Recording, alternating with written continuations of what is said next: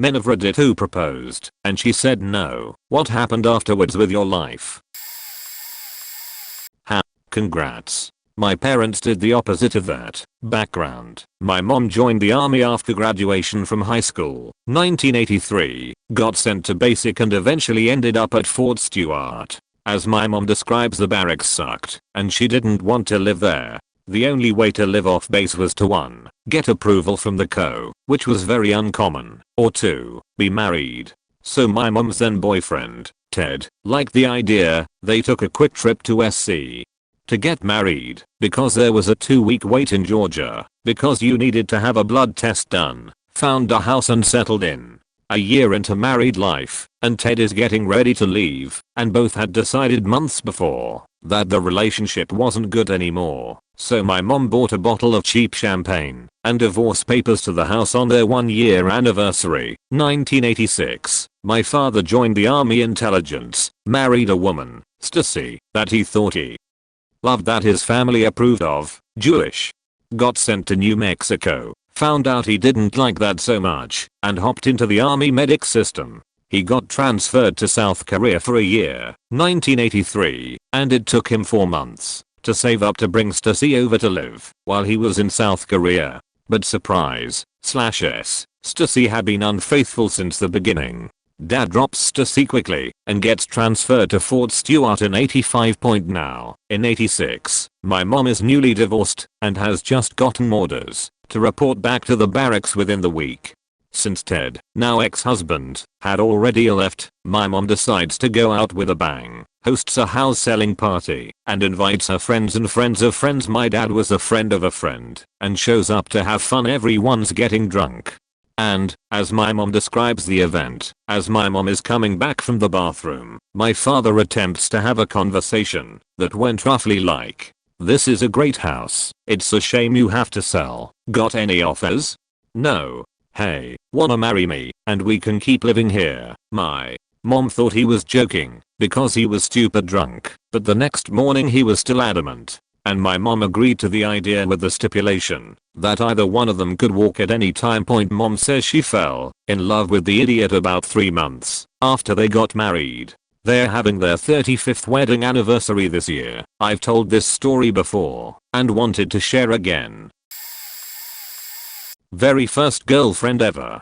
Started dating at 17. After 6 years of dating I proposed. She said no. I'm sorry. I asked why. She said, "I've been thinking about this for a while, but didn't talk to you about it. I found someone else." Then she broke up with me right then and there. I asked if she cheated, and she said no. "We are just friends right now.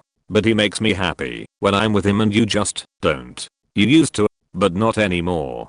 I tried sabotaging their relationship when I found him begging her for nudes, tattled to her ultra-Christian parents that he was twice her age, which he is, and did everything I could to be the insane one. Finally realized what I was doing, apologized, promised to never talk to her or her family ever again.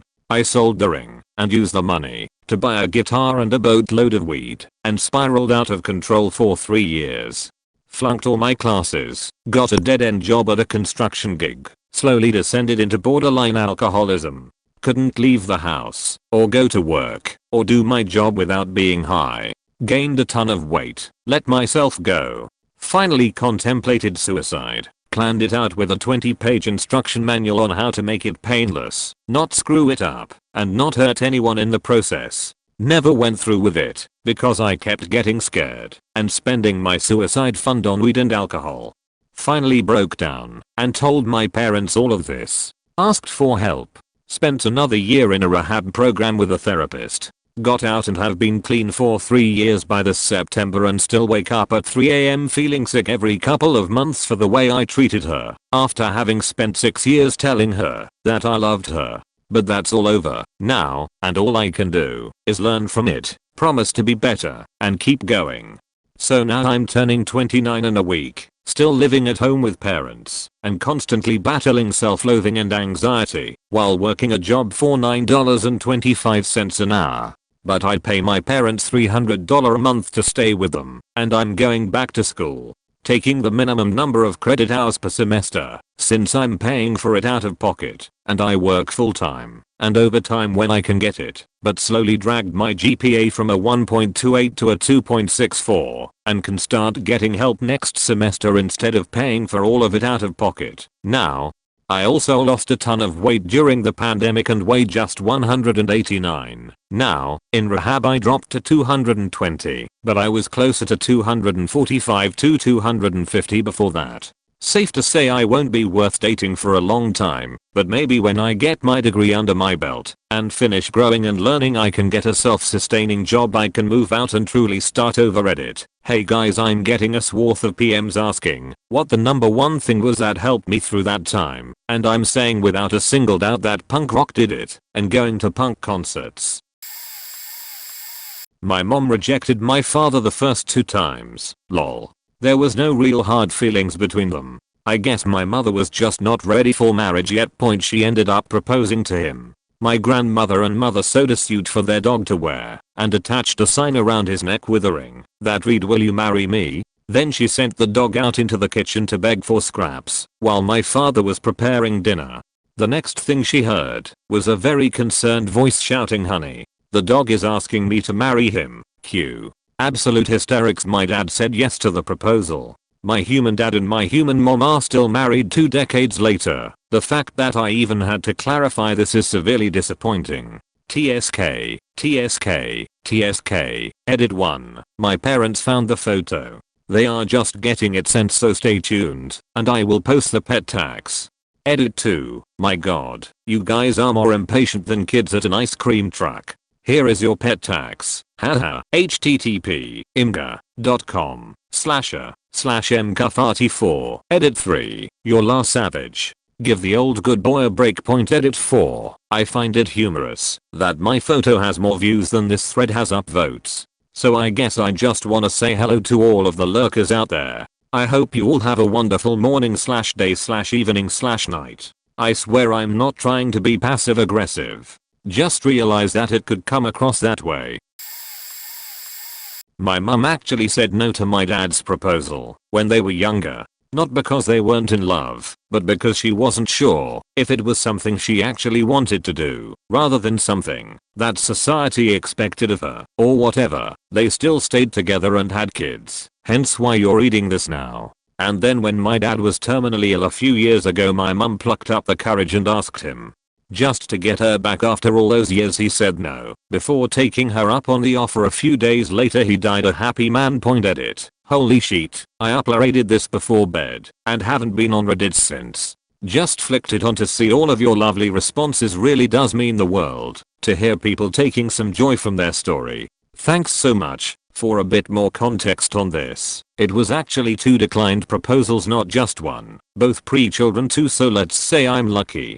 Also, when they did get married, it wasn't purely an action for the estate or whatever they already had, wills etc. Point sorted. It was just one of those last great days as a family. In fact, my sister and I were the only 2 present at the registry office, and when I say office, they literally squeezed us into one of the registrar's offices as there was a big waiting list for weddings and we didn't know how long he had. He died 3 months later, so we were all hugely grateful for them for helping us out like that. Not sure if this count, but I proposed. She said yes, but 1 month before the wedding she took it back. This is what happened immediately with my life. I personally lost about $3,000 worth of deposits. My parents and her parents lost about $4,000 each on deposits. Me and my parents are working class, so it took years for us to financially recover from this. I spent $2,200 on a ring I didn't want. My biggest regret, and will say this anyone who listens. The engagement ring chain I bought it from wouldn't take it back. I took it to pawn shops and they'd only offer a few hundred. This engagement ring store bank on customers who wants the whole ring, stone, band, setting. If you're going to buy a ring, just buy the stone or gold band setting. You can get a better deal from a local jewelry store. Apparently my gem I bought was cheap. Most of the cost of the ring was BS. Most of my family was from out of state, and a lot of people were pissed because they cancelled their flight. I had to go to the So I didn't leave my room. I couldn't take any calls because everyone was pissed and I didn't want to hear it. I was depressed and just stayed in bed. One day my roommate grabbed me and took me to the ER where the doctor treated me for severe dehydration and an infection. What happened? When I got over it, I became stronger for it. I didn't propose to anyone until a decade later. Honestly, there wasn't anyone that I didn't love deeply enough to be in a committed relationship.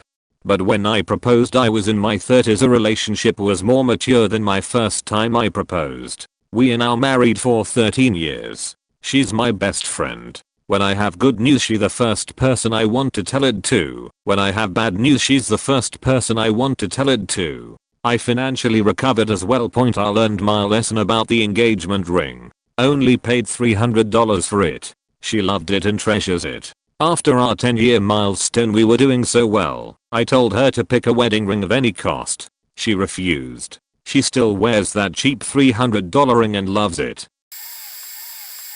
We received a letter from the immigration office saying that she was lacking some documents. At the moment we were stressed, both of us, with work and study, and none of us were sufficiently fluent in German to decipher this kind of language. We went to the university office for foreign students. The lady in charge translated to us the letter badly, telling us that even presenting the documents they would proceed with the deportation process. We panicked. Looking for some more help, we ended in the city hall. With the adrenaline rush, I proposed to her in quite a loud voice, "If we get married, could we stop the deportation?" I asked the poor guy in the information office. I can't remember if he gave us an answer. We want to marry her. Will you marry me? She started laughing. I started laughing. The guy in the office gave us the telephone to the pertinent department and asked us to call. We went out of the city hall and we couldn't stop laughing. She said to me, "Well, thank you, but let's wait a bit." After the weekend we went to immigration office and the people there explained which documents were missing, how to get them. She wasn't denied the visa and we kept living in the way we planned. It was intense and, in retrospective, really funny. Addendum: we are not married and never planned, but we live together. She got a job that provides her with a visa. Soon she will present herself to citizenship exam. It was absolutely horrible at first. I legit thought my life was ending, as shortly after that she wanted to take a break. Pretty much she wanted to date her co-worker at Baker Square and had a really weird cult-ish relationship with all her co-workers. At first I was confused / upset, all of the above. But weirdly enough, one of her friends / acquaintance for me contacted me since she knew I was in a rough patch, completely innocently, and we hung out, and she even knew that I wanted to get back together with her at some point, so it wasn't anything immediate. Eventually, the girl I proposed to found out her co-worker boy toy was a douche and wanted to get back together with me, and obviously I had been fretting about it for like 3 months, so I instantly said yes, even though unknowingly I started forming a bond with her friend / my acquaintance. Slowly, things just started deteriorating as I started getting honestly kind of suspicious that she wanted to get together with one of her other co-workers, and surprisingly I was actually right.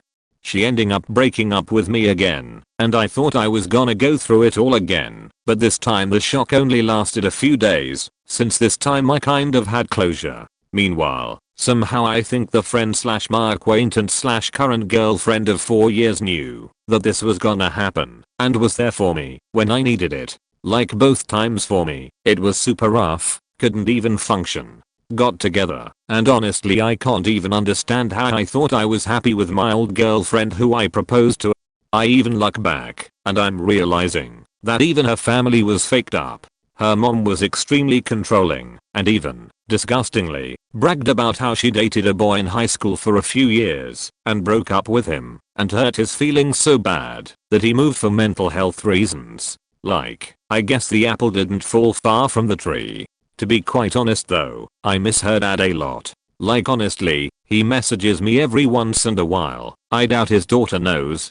And basically I can just hear it in his voice that he would rather her date me than her new boyfriend, since I had a pretty good bond with him. Even so, I still don't like to message back with anything too much, since I'd somehow weirdly feel like it's cheating on my current girlfriend who has the most chill parents I've ever met and are super easygoing. I honestly think my life would have been hell if I chose to marry my past girlfriend with a mom-in-law problem. Anyways, that's my story. Thanks for reading. It had been 5 years. Things had gotten a bit rocky. We've both worked the same incredibly time-demanding job, and it had kept us apart, despite living together, for the better part of 2 years. The promise of a 6-figure salary made it hard to let go of and do the right thing, and I proposed in a last-ditch effort to save the relationship. I'll never forget that moment. At that moment she looked at me, roses on the floor, ring in hand, and with cold eyes, filled with sadness and a sprinkle of pity, just said no. She left for a car walker that I had hired a year before, a man 20 years older than either of us, and as a person I shattered. Up until this point society, family, friends, had all reinforced that I was living life the way it should be lived. Financial security, wealth above my needs, a long-term relationship, hell, we were getting a house. In an instant all that came crashing down around me. What followed after was the single most devastating time of my life. I couldn't work, they were there. I tried but got pulled off the job. Never happens on the railroad. They will literally work you to death by another supervisor and sent to get checked at the hospital. They took me off on stress leave. Within a month I had stopped eating, stopped sleeping, stopped doing literally anything, didn't answer the phone, just laid there on the couch with Netflix endlessly streaming. I don't even know what point eventually some friends who hadn't seen or heard from me in some time came to check on me.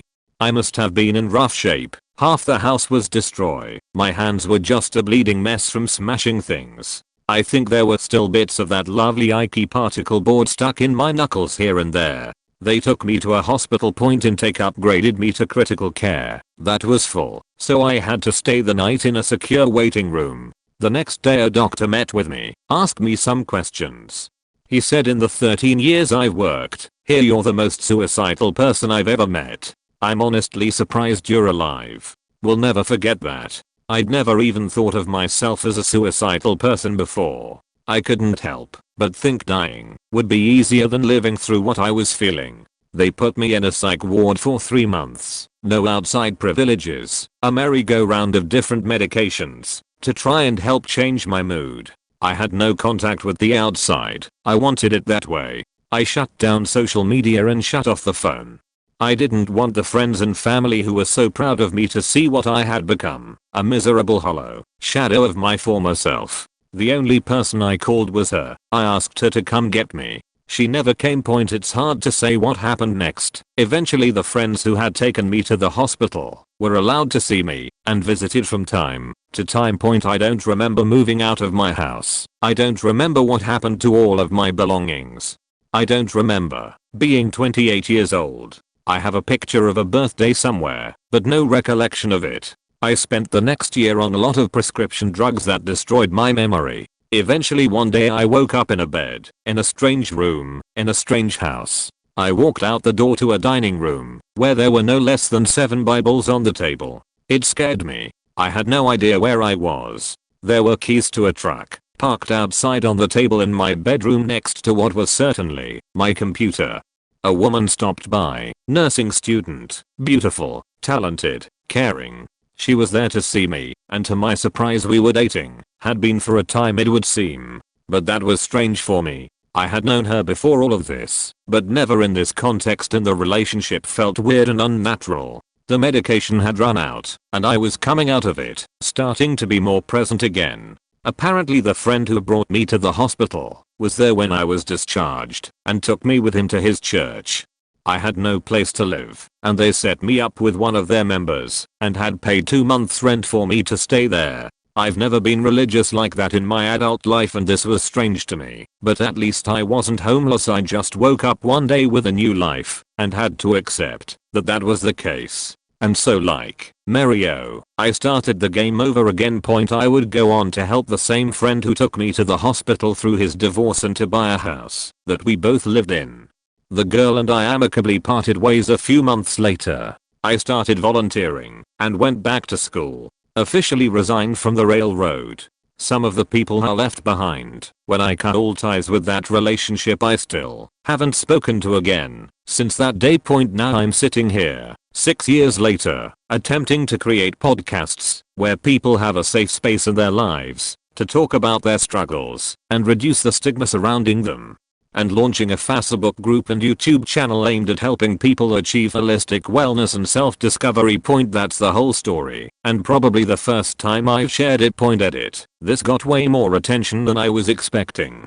I'm going to attempt to answer the questions below. I've never received so many, so I'll do my best. Thank you for your support and the silver and hugs, but most importantly for listening. Sometimes it's very strange to think you've gone through something so unbelievable in your life.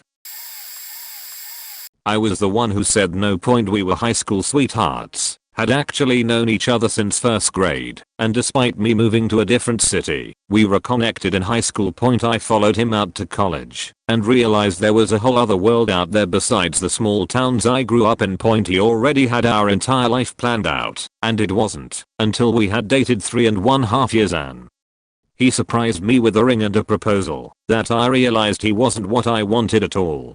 He was lazy, never went to class, didn't stand up for himself, and was codependent. I said no. He then proceeded to literally stalk me. We lived in the same apartment complex, but different units. He would knock on my door all hours of the day. I never answered. He would call and text constantly. This was before you could block numbers on an iPhone. He attempted to break into my roommate's window and was successful because she had left it unlocked.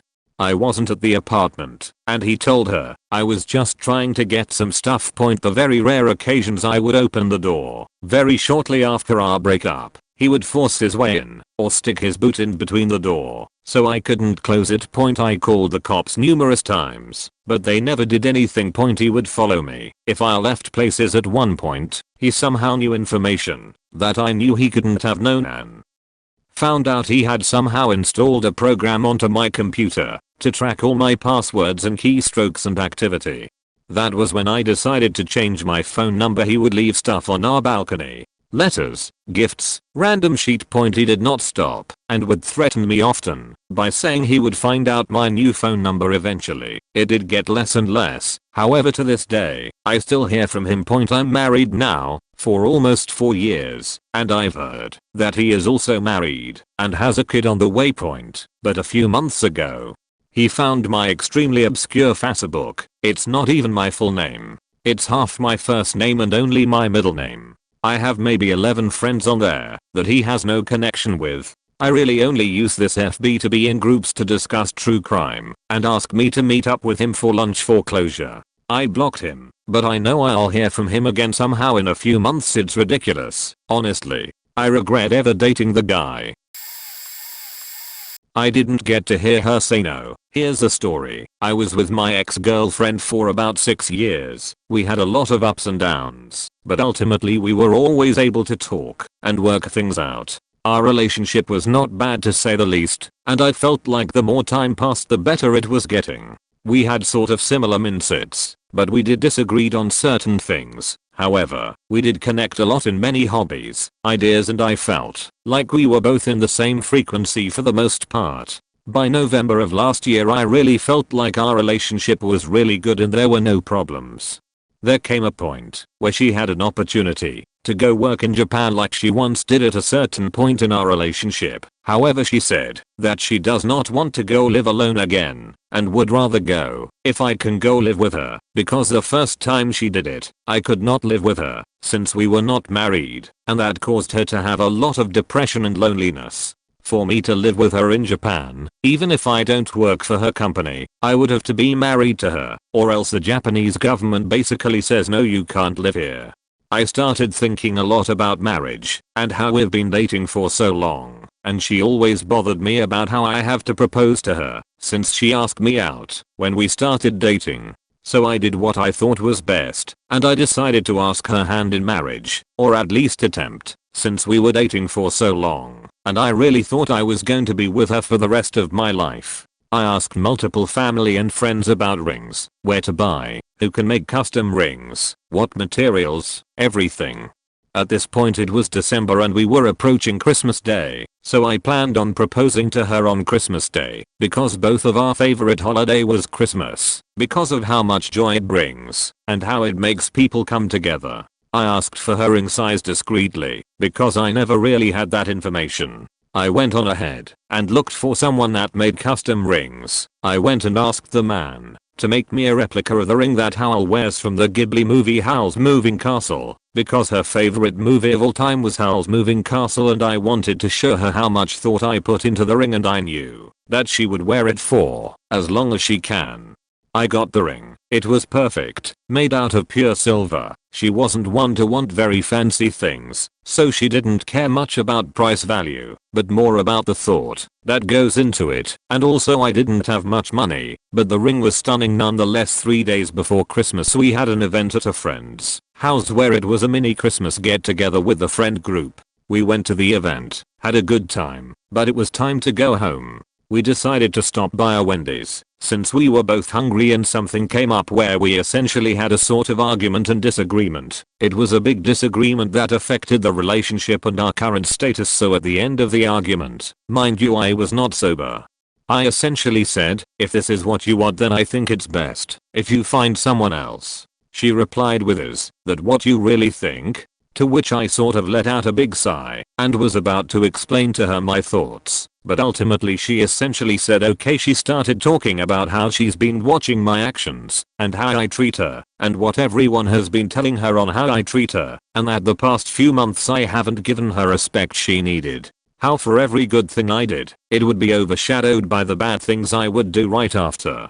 She didn't want to pretend like things were okay anymore and proceeded to tell me how unhappy she was for the past few months and how she had a sudden waking up moment the past few days, that she deserves better. She apologized for the bad timing of her sudden realization and told me how her choice was influenced with the fact that she felt like I was going to propose, and proceeded to say that if I was going to she will feel really bad because she just ended the relationship, which I just simply replied with, well, you didn't know so it's not your fault. We were both crying at that point, but it was time for me to get out of the car because we were at my house and you can only talk about it so much for one night on something that was not going to change. I was living in complete ignorance for the past few months. I thought everything was fine, but obviously it wasn't. I wasn't aware of my actions towards her or even towards all my friends. I was not being mindful of a lot of things when I should have been. Overall that whole experience was a big lesson for me. It was a lesson that taught me to be more mindful about my actions, to listen to my emotions more, and to be more self-aware of how I'm acting towards others, especially towards the person that I declared my partner. I loved her immensely. If I didn't I wouldn't have gone through the lengths I did to even find a guy that was willing to do my request for the ring, or for everything else I have done for her over the years. She loved me a lot too, but one person can only tolerate so much after a while. I brought her down many times when I should encouraged her. In a way I was her biggest hater when I should have been her #1 fan. She grew a lot over the years while I stayed behind without changing for the better. I'm glad she had that sudden realization. I'm glad things ended because it helped me grow as a person for these past 7 months. It was very hard at first, but I'm doing better than I did before. To be honest, our relationship should have ended 3 years earlier, but we kept fighting for it. When I look back at it, I realize how we were not as compatible and how we had many arguments and disagreements. I held her back in many places, just like she held me back in others. We don't hate each other. We actually care for each other very much, but it was obvious that it was better if we were just friends. Again, I'm very glad this happened. I've been able to grow and focus on myself to be a better person, and she as well has been able to grow even more. The moral of the story is stay true to yourself. Focus on what makes you happy without the need of someone else. Be mindful about your actions and listen to your emotions. And if you really care about the other person, sometimes it's necessary to make the tough decision, but know that in the end it's best for both parties. It will get better at it. Wow. Thank you strangers for the gold and silver. This is the first time I ever received these things. I also want to thank everyone for reading the post and for the people that have shared experiences and thoughts. I made some grammar corrections to make it seem like I'm not rambling for some sentences. I tried my best to write this post. Since English is not my first language, here's some pictures of the ring since someone requested to see it. I was with my girlfriend for 5 years. I planned a scavenger hunt in a park. At the end was a perfect spot to pop the question. A single bench next to the water right at sunset. The entire hunt should only take 15 minutes. But after about 5 minutes and 5 locations found, she said this is stupid. I said no worries, we don't have to do this if it dumb. Turned out she had plans that night that she did not want to be late for. That night she was with someone else. I found out immediately by our accidental but dial while they're getting down and dirty in a car somewhere. I loved her very much and it crushed me. When she came home in the morning, I told her that I felt like there was nothing between us anymore and that I wanted to break up. She cried and carried on how bad a person I was. Her parents, who were very religious, told me how disappointed they were in me and that I was just leading her on. I ate that crow tail and all. A pride and ego swallowing siege. If I said she cheated, her parents would probably have disowned her. So it was my best interest not to say anything, so at least she have a home to go to. I never told her I found out she was cheating. Spent the next 10 years of my life surfing the East Coast and living off couches in exchange for cleaning their homes or being homeless. I did contract remote work making $120k a year just shoving it in the bank while spending maybe $300 a month on necessities. My hair unkempt, my clothing dirty, torn and tattered. Nice laptop, nice surfboard and a duffel bag half full of my only possessions. It has been wonderful, never been so happy. I know she asked about me one time through her brother. Her parents told them I'm a deadbeat homeless man. I met a girl. She was poor, lived in low-income housing. But she is a hard worker, 2 jobs waiting tables, went to night classes, and had 2 kids from a previous marriage. I asked her how could she love me. I had nothing, just look at me. She did not care. She cleaned me up, cut my hair, offered to buy me some new clothing. She asked me to marry her and I did. I bought her a house and a new Toyota van for the kids, and she's not had to work a day after.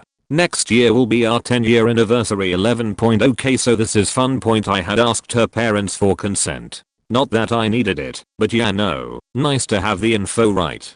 They were super thrilled, and her mother is a hobbyist jeweler and helped me make the ring. The family tradition is to go to Mexico every year for Thanksgiving and stay at a nice resort. So I figured the thing to do was plan something there.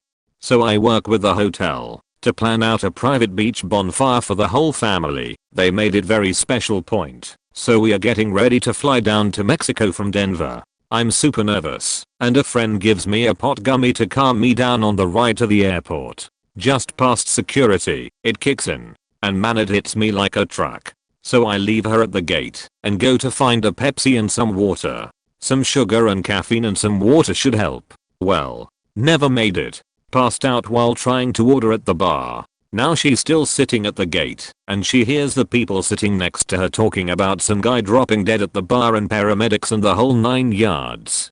Somehow she knows it's me and runs to the bar and finds me laid out on the ground, hooked up to an EKG with a paramedic leaning over me, and freaks. This is where I come to, and as I'm sort of realizing where I am and what happened, I notice the paramedic is rolling on something. Dude is higher than me, eyes totally dilated and half giggling. So I ask him how wasted he is, and he says SHHHH. What happened with you? So I tell him the whole story while the bartender is calming my girlfriend down, and the paramedic gives me some water and tells me he's gonna get me on the plane and save the proposal. Cool beans. Somehow this totally high paramedic gets me, who can barely stand, and my hysterical girlfriend on the plane, and their seat isn't the emergency exit row, and I pass out again as we take off. I wake up as we're landing in Mexico. She's now calm, but super pissed. We get to the hotel. Everything's fine. A week of chill vacation and the big night comes. The whole family is there. We are all especially drunk that day, since everyone knows except her. So her dad and brother and uncle are buying me shots all day and welcoming me to the family, and such point she gets hammered earlier in the day, somehow ends up hurling tacos all over the towel cabana. It was a total shit show. Not ugly or bad, just where everyone partied a little too hard sort of thing. So somehow we all end up down on the beach at the bonfire despite the whole thing basically running off the rails at every chance. I tell her we are going down there for a surprise anniversary bonfire for her parents, which she thinks is super sweet of me, and is already almost crying about. Point we get there, everything is great, and I get down on one knee and hold the ring out, and it totally doesn't click in her head what is happening. The whole family goes quiet for the moment, and she's just kinda laughing with a confused look for an awkwardly long amount of time, until she finally realizes. I'm not kidding with her, she's being proposed to on a beach in Mexico at sunset with her entire family around her. Mind you, we've been together for 10 years at this point. We've discussed our future. The timing is a surprise, but we are sure we are in it for the long haul. And she just starts crying and turns to her mother and aunt and starts hugging them and crying, and I'm just waiting on my knee with the ring, awkwardly wanting to know if it's a yes or a no. Eventually her mom comes and hugs me and asks what's wrong, and I show her the ring and say she didn't say yes or no. What's happening? So her mom grabs her and tells her you gotta answer, you gotta tell him yes or no. And she's just not getting it. Like she isn't parsing the words, she hugging and crying and seems happy, but no answer, and I still have the ring, like, 40 minutes later, as the fire is dying down, and we are walking off to go to dinner. She comes up and kisses me, and I show her the ring, and say, so are we doing this, or what? And that's when it hits her. She never answered. It was a yes though, so I guess technically it's not a fit for the thread, but it seemed like enough of a shit show to include it here. All told it was like an hour of what the fuck. Before she said yes. We've been married a few years now, and I became a father just this past September. We live out in very rural southern Oregon, out in the woods a few minimums up the street from her parents. Happy as can be. My boy had his first slice of lemon tonight. Things really spiraled for me after she said no for the third time. It was around 2005. I was working as a train conductor in Southern California. It didn't pay well, but I loved being a conductor. I could barely afford to pay my mortgage, and most of my money went to my father's hospice care. I met Samantha on my route one day. She was beautiful and things sort of developed organically. We would talk every day as she commuted to work. We started dating, and that lasted around 3 years. I got up the courage to ask her to marry me, and she just flat out said no. We cried and fought, and that night she took her things out of our place and abandoned me. She stopped returning my calls. I was obsessed. I started driving by her sister's house, where I knew Samantha was staying. I could catch a glimpse of her every so often. And then one night, I'm hammered drunk and driving. I know, stupid. I'm driving down Samantha's street hoping to see her, and then I see her walking out of the house, holding some guy's hand. I woke up in the hospital. Turns out I had driven my car directly into Samantha and her boyfriend, killing them both. They had to pry me from the car, which had landed in her living room. But I survived. Long story short, the lawyers argued that I intended on driving into this couple, and I was sentenced to death. California still had the death penalty. My case was in all the papers and news. I spent about 9 months on death row before it came time to be executed. The DA opted for electrocution. I remember sitting there as they put a mask on my head and shackled me to a large bench. But when the officer went to throw the switch, nothing happened. So they scrambled around trying to troubleshoot and whatnot. I was just sitting there. They tried again, and nothing happened. Then, suddenly the warden approaches me and says HMM. He must be a poor conductor. Dated a woman for 4 years and really wasn't going well. But I felt bad, because I felt guilty for leading her on at the start, and she wanted to get married. That was her priority. I was 21, and she was 28. The first time I proposed, 25 meters and 32F, she said no. So I asked again a few months later, and she still said no. So I decided to break up with her and move on with my life. Was pretty happy, and it coincided with my job moving me to a new city. I was starting to look at the relationship objectively and realized it was for the best. This girl had ruined a lot of close relationships I had and was an emotional bully. She also used to spend most of my money. I gave her my credit card details once and she took that to mean that she had unlimited use. She used to threaten my job security. She knew the CEO's daughter and would threaten to tell everyone I rapped her if I broke up with her, and she would threaten my family's lives. Said she'd hurt my sister really badly if I broke up. After not being together for 6 months, she decides to show up at my house in the new city and ring the bell incessantly. I wasn't home. She then calls me and cries asking if I was with a girl. I was. Then begs to meet up with me while she's in town. I agree, we go out to breakfast. She's on her best behavior and even pays, bearing in mind that she owes me thousands of dollars from all the sheets she bought with my card and all the fake money emergencies she had. She begs to get back together and said we should get married. At that point I just walked away and told her that I felt really emotionally traumatized and had to see a psychiatrist to deal with her shit. Never spoke to her since then. In the months following, a few things came to light. Her mom was really the one making all the decisions. So while I think she was ready, her mom made it clear that she didn't think she was. There were lots of mental health issues there, and truly I loved her, but following those conversations, she literally called her mom. After I proposed to talk with the three of us, there were a bunch of other red flags. She mocked me incessantly for playing video games. I'm not an addict or anything, but even a little here and there. Oh, spending your time productively, I see.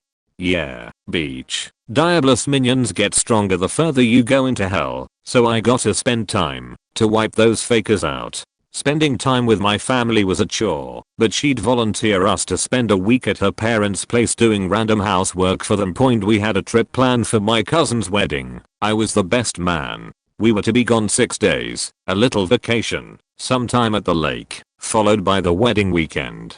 That turned into 4 days at her parents doing landscaping, before driving to the hotel and nearly missing rehearsal. I was doing my best man duties, and the complaining that I wasn't seeing her enough, or she wanted to do things in town, but felt like she needed me. It was too much, like she knew this was grating on me. My cousin asked what was up. I told him what's been going on. We had a few beers, night before the wedding, and I knew it was over. I went back to the hotel room. We slept in different beds. We danced at the reception for appearances, but we both knew that was the longest drive home ever. We finally talked at home, and when she tried to call her mom, I told her no, this was between us. I'm not dating your mom, and I'm not breaking up with your mom. That was it. I spent some time and gathered my things, moved back into my parents' basement. She's Facebook stalked me, LinkedIn stalked me, caught her liking a post on Instagram at some point, but I'm past it. Her saying no was the best thing for me.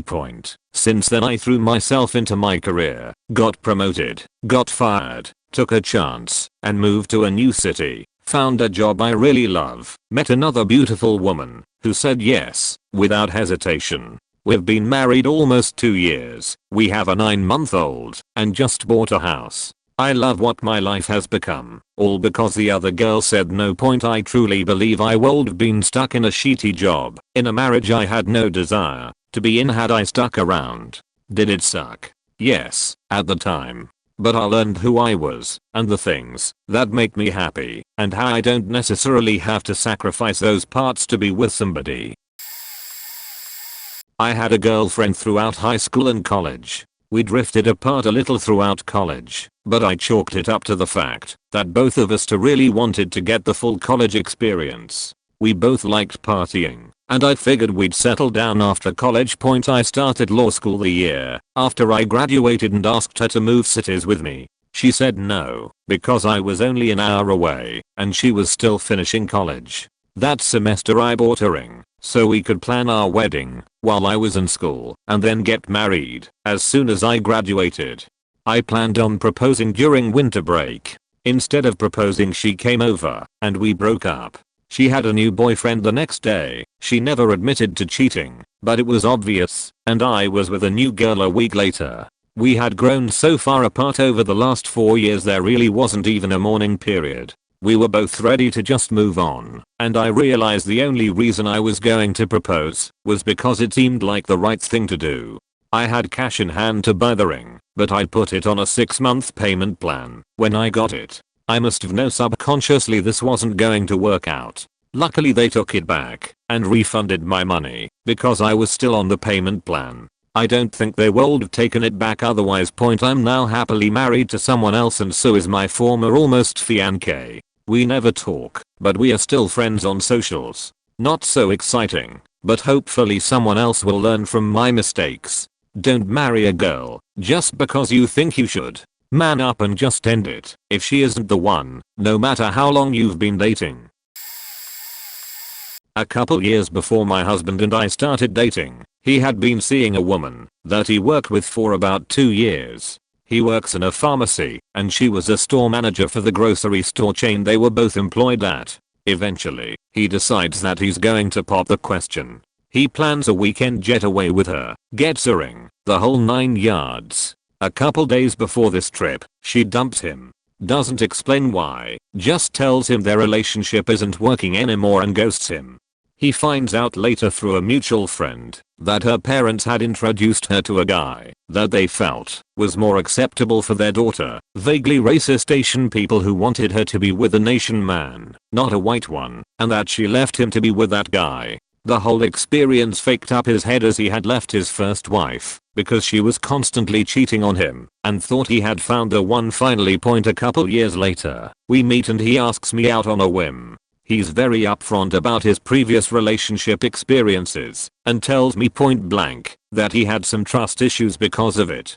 Okay, no big deal. Everyone has a past, and he's cute and sweet. Over the next several years, he realizes how high maintenance and snobby his ex-girlfriend was, how truly unhappy he was with her, and how lucky he was that she had dumped him so that he could find his way to me. As he once told me, I was so blinded by the possibility of being with someone that I never really thought if it was a good idea to be with her at all. We've been together over 8 years now and celebrated our 1-year wedding anniversary in May, and I feel like the luckiest woman ever to have him. Thanks, Tanaya. We had been dating maybe 3 months and she sent me a link to a weird boutique jewelry site. Rose gold, black and white cubic zirconias, 2 bands. In the next message, if we ever get married. Being a smart man, I saved it in my bookmarks. 3 months later she moves in with my daughter, and a year and a half later I'm the best man at my best friend's wedding. He and I are talking in the hallway waiting for the processional to start. He looks at me and says, "When are we gonna switch spots?" We had progressed from if to when in conversations about buying a house, having children of our own, pets, etc. Dancing with Her to Wonderful Tonight by Eric Clapton. I knew it was time. I went to the bank Monday and got a loan. I ordered the ring on Tuesday night. Size 9. I remembered it because she got her other ring finger sized for a present from her mom for Christmas. Took 3 weeks, but it came in. I waited maybe 5 minutes to do it. Oh my god. I just don't know. Previously to me, she had been in some bad relationships. Ignored, emotionally abused, just terrible dude after terrible dude. I come into her life, I ask her what she wants me to cook her, where she wants to go on vacation. Yeah, no, not be a complete asshole. My family loves her, kiddo adores her, her family treats me well, her mom is still one of my biggest fans. We're madly in love, but she needs to deal with her shit from her previous abusive relationships. So she starts seeking therapy. I don't ask what they talk about in there. If she wants me to know, she'll tell me. I'm here to support her, prop her up, make her feel awesome, and love the ever-loving shit out to her. She never brings up what she says about me, because while she loves me and cares about me, she isn't in romantic love with me, and she doesn't know if she ever was. But I check every single box. Caring, supportive, motivated, great sex, deep lover, attractive to her, stable. So her therapist says either dump me or marry me. Don't be on the fence. Don't let the fact it's my birthday one Saturday and Christmas the next stop her sheet. Or get off the pot. December 22nd we get engaged. After 2 weeks, she surprises me on the way to her family Christmas party. We tell her family. Christmas Day, we tell mine, including kiddo. And all was well, until January 9th. My parents' anniversary. I come home from work riding an emotional high. She's bawling. She can't do this. She's sorry. Everything above comes out. She had never once let on about anything. There were signs something wasn't exactly right, but she was having super emotional therapy sessions. I was crushed. She moved out 2 weeks later. A month from the day she and I got engaged, she was already seeing other guys and posting about being out on the town with friends on Facebook. My dad and my one coworker who had also had a bad post-holiday breakup saved my life. I went to therapy while she kinda went wild and unraveled her life for a little bit. 6 months later I drunk texted her. No shame in admitting this. I was trying to get laid. While she didn't respond that night, she did ask if we could talk, sober, about what happened. Eventually a month later I agreed, but under one condition: I'm not holding back. So, we had coffee. It was nice to tie up the loose ends. We have had contact since. We've gone out to lunch a few times at the request of her boyfriend. They began dating around the time of the coffee deal. He's actually a decent dude. I currently am in possession of her cats while they get ready to move across the country. All of my friends unapologetically cut off contact with her, even when I said it didn't matter to me. We can converse if we need to, but I don't have any feelings for her. I wish her well. Late to the party as usual, but I was the one who said no. I was 17, and we were living together. I don't believe we were even dating for a year. It was the 4th of July and his family was having a huge party. In the middle of the party they had me sit down, and he brought out a Build-A-Bear that talked, and it proposed to me. I was shocked. I said yes, because it was all of his family, and I was terrified if I said no. He wanted to get married and start having kids ASAP. I was ashamed to tell my parents I was engaged. I just graduated in May and everything was moving way too fast. I was actually talking to my friend about how I didn't think this was the right thing for me. This was on Facebook Messenger. I guess I just closed my laptop without clicking out of Messenger. I left to go somewhere, and when I came home he had drawn pictures of him taking his own life. He was in the corner of the basement crying. I tried talking to him, but I fell onto deaf ears.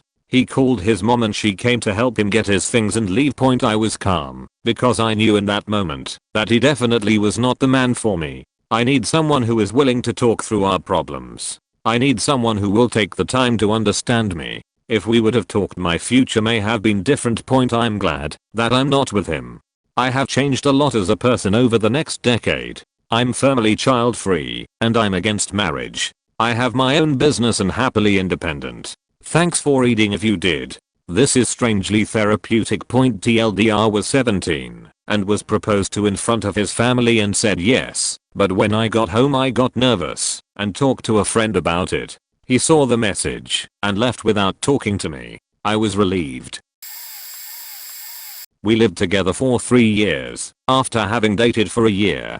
Had talked of marriage and things like that. It's not like I was going in blind. We had plans to go together to see my family for the Christmas and New Year holiday and were leaving the next morning. I asked the night before.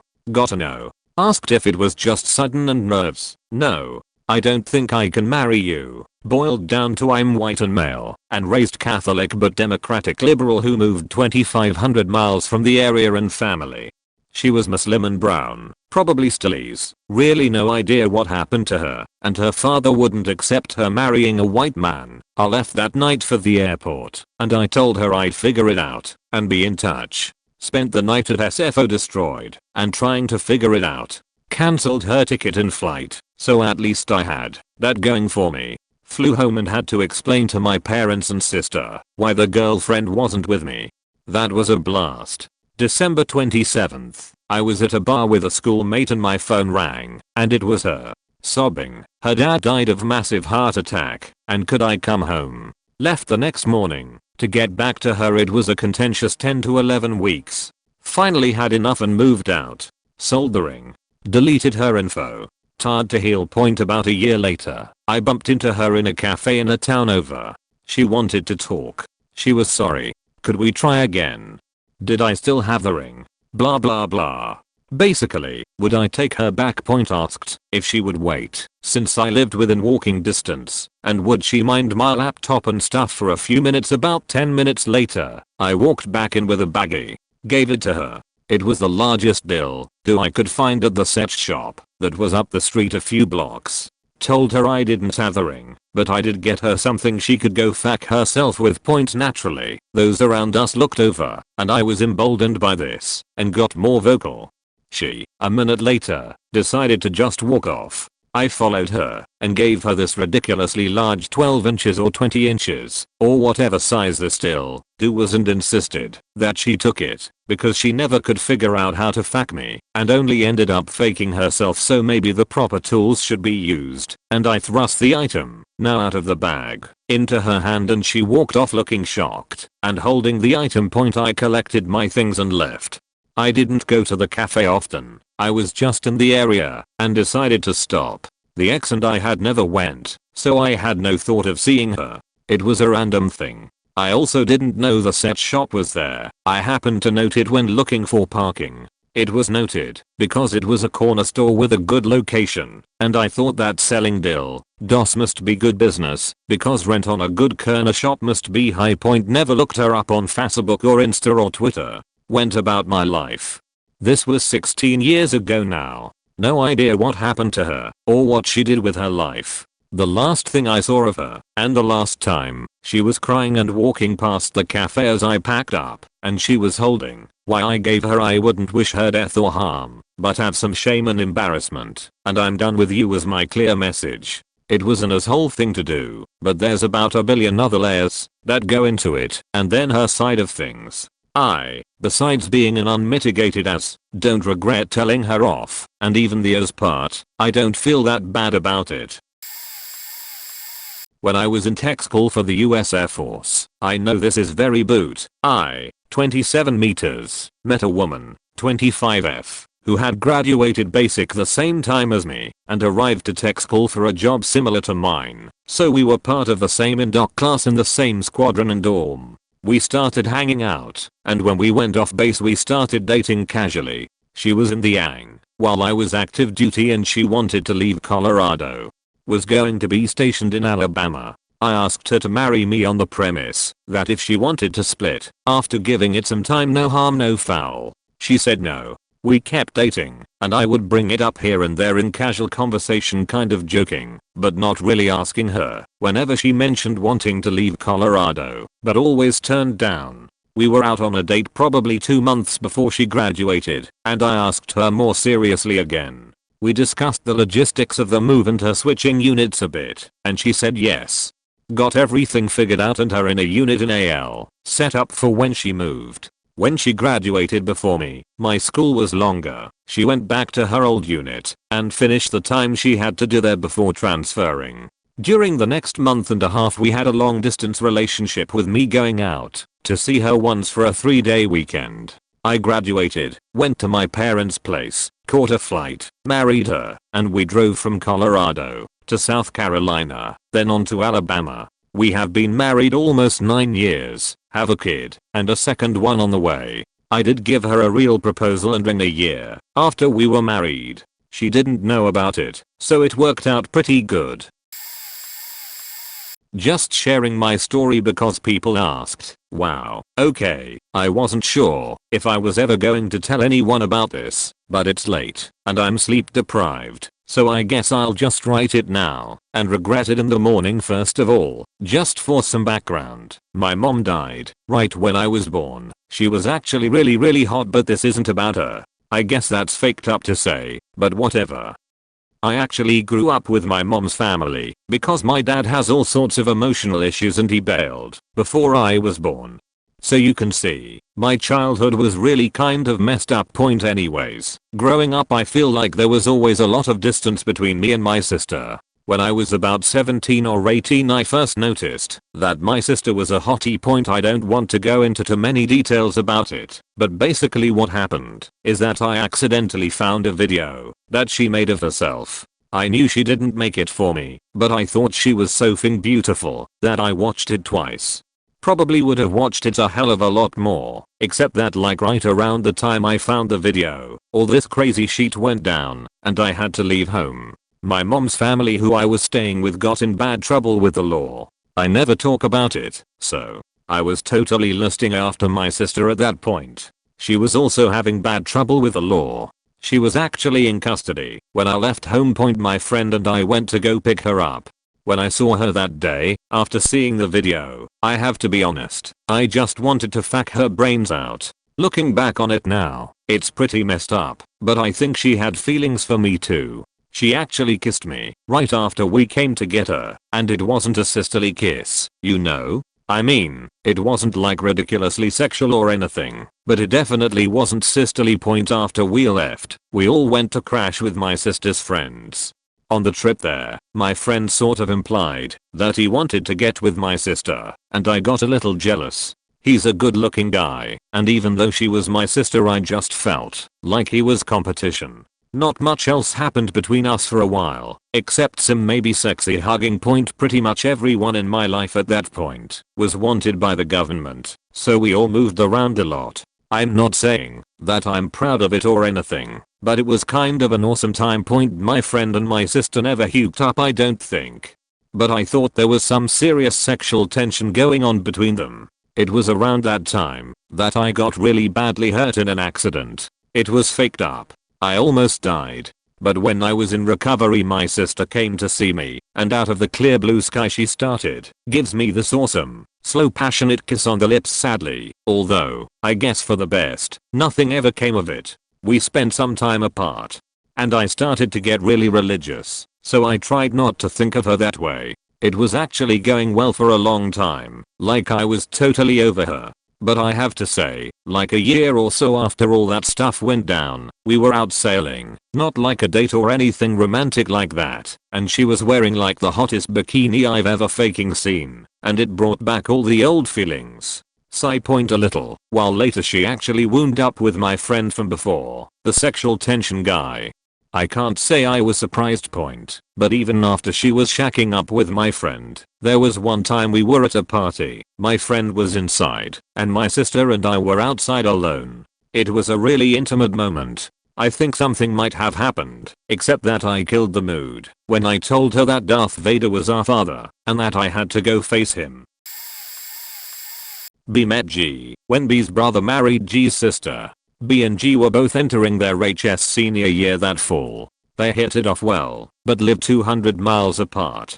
Still, they exchanged letters, but B felt G got serious fast. The next summer after graduating, they both spent time at their siblings' house in Oregon, 1500 miles from home, and got even closer. Both had planned to return to G's hometown, where a university was. G did. B continued traveling, partly because G had gotten so serious. When B returned, G got even more serious and started talking marriage. B was freaking out because, while he did feel he was in love with her, he was 19 and just a freshman in college and wanted to wait. She did not, and took his hesitation as a no, found someone who reminded her of B, and married a year later, all while still in contact with B. Well, G's marriage didn't last and B never got traction on another relationship because G was continually in contact. B took a break from college, moved to Oregon, and got involved with a church, which he'd gotten away from since HS. G followed him out there to reconnect, but now she was divorced, and her mindset was party time. So, they weren't on the same page again. Over the next 10 years she married and divorced 2 more times, while remaining in contact with B. B had never gotten over G, nor gotten married. Finally, nearing 40, they both returned to their home state, having had less contact for a few years, and not initially realized it. When they did, they reconnected and maybe for the first time had a real shot at finding out what they could be. However, G had become more bitter with all she'd been through, and, while B had been patient, it was a real struggle. G had been adamant that 3 marriages was enough, and that the 2 children she had was all she wanted. B was fine with that. What he thought he wanted was her things fell apart, and he moved away, or, better said, G pushed him away. 2 years later G's sister, long divorced from B's brother, accidentally told B that G had had another baby, and, doing the math, The possibility was there, it was his. G's sister said no, it was the child of a guy G started seeing. While things were going south with B. G married that guy, had that child, and divorced a fourth time, while B never married. So B has been left to wonder, 1. Was that his child? 2. Did she push him away because she'd gotten pregnant? 3. If so, was it because she was done with him, or because she wanted to spare him? And 4. Had he agreed to marry her at 19, would he have just been husband #1 for her, or spared them both decades of bad relationships? I'm not a man. I'm not the one who proposed, though it was almost mutual, and I said yes. We were madly in love, dated a month, moved in at that point, and maybe 4 months in he proposed. We were going to just go the justice of peace as soon as it was open, but for some reason I asked to wait a little longer. Longer turned in 2 months. He went on a vacation to see his family without me. When he came back he kicked me out. Said he didn't miss me while he was gone, and that he didn't love me anymore. It was a really painful process. I still loved him, but I quietly moved my stuff out while he was at work within a day with my family's help, and then went into a deep depression. He had been engaged 2 times before. I don't know the details. Maybe that was my red flag, but I ignored it. A little later, when I was ready to try to be friends, he told me if we had gotten married he would have worked through any problems we were having. That stung. We drifted apart. I think we are still Facebook friends, and I heard a rumor, mutual friend, he was going to move to California, but honestly, I don't stalk him on Facebook. The saga kind of continues in a way. After a long while I stumbled onto my current boyfriend, with the same first name and same initial as my ex's last name. Funny point, we have been together nearly 7 years but not married. I wanted to get married before 6 years passed. Nothing huge wedding wise, but there is no movement on that front. I love him very much, and if he needs time, he can have time. But it might be my turn to propose. Thanks for coming to my TED Talk. Sorry it was quite befitting of the original question. Not exactly the scenario described, but a good story nonetheless. Met a girl before graduation a few months after ending a very toxic long-term relationship. She was so amazing. Just a breath of fresh air. I had never felt so loved or complete. It was just easy. We fell hard. A few years in, various things happened that contributed to her having a mental crisis, and we kind of broke up for a month or 2, but still hung out all the time. I could have moved on, most people would have, but I knew she needed me, so I stayed strong and didn't give up. I helped her crawl out of that dark cave. We learned a lot. I remember sitting in the car with her one day and saying, "I see what's going on right now, but one day I'm gonna marry you." She laughed it off, as if it wasn't ever gonna happen. A few months later, with my help, she crawled out of her mental crisis, and a few years later we got engaged. We've been together 10 years and married for 2, and we have the best relationship I could ever imagine. Not that new immature love, no, that strong as rock faking love. We are the envy of all our friends. They all use us as an example of the perfect relationship. Communication is key, people. And if you truly believe in someone, fight for them, help them, love them. I think that tough period we went through contributed to how we are now. Being with her has been the ultimate experience of my life. I always remember that night in the car. I knew I would marry her or die trying. She is the best I will ever do, even if I had 10,000 years and searched all the planets in all the galaxies of infinite space. I was living in Florida and dated a woman for 3 years. She was older than me, but worked hard and was everything I wanted. Met both her parents and they loved me. I proposed with a ring after a year and a half. She said no. She said her mom gave her a hard time about our age difference and didn't approve. Her mom basically controlled her life. I didn't know this at the time. Fast forward 6 months later. Relationship quickly deteriorated after that. I couldn't keep a job and spiraled into a deep depression pretty quick. She started to become more snappy and a bully. I was in hell. I get a call from my sister one day. My dad had suffered a heart attack and I decided to move back closer to home. I packed my stuff and told her I was leaving. She basically didn't care. She started saying things like, "I never loved you," etc. I packed my car and didn't look back. I refused to answer her calls. I now have been married to a wonderful woman for a year this May the 4th. We were together for 7 years before I proposed. I now have custody of my son, 3 dogs and 2 cats. I have a job I love, and I've never been happier. She sends me a happy birthday message every now and then. One day she called, and I begrudgingly answered. She immediately started crying about how horribly she treated me, and that she should have accepted my proposal. Apparently her new boyfriend is a drunk and abusive.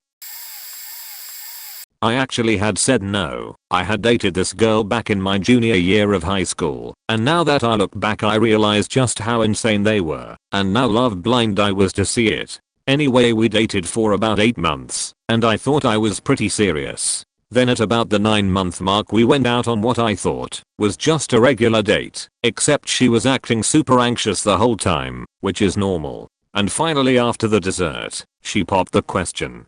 Long story short, I was completely shocked and was totally blindsided by this. I said no, because at that point we were barely seniors in high school, only I had a job which was minimum wage, so there was no way we could afford to live together. So I said that it was just too early at that point, and that I would like for us to be in a more established place before things like marriage come up. Anyway, we dated for about 5 months after, until I decided to come see her on my day off work.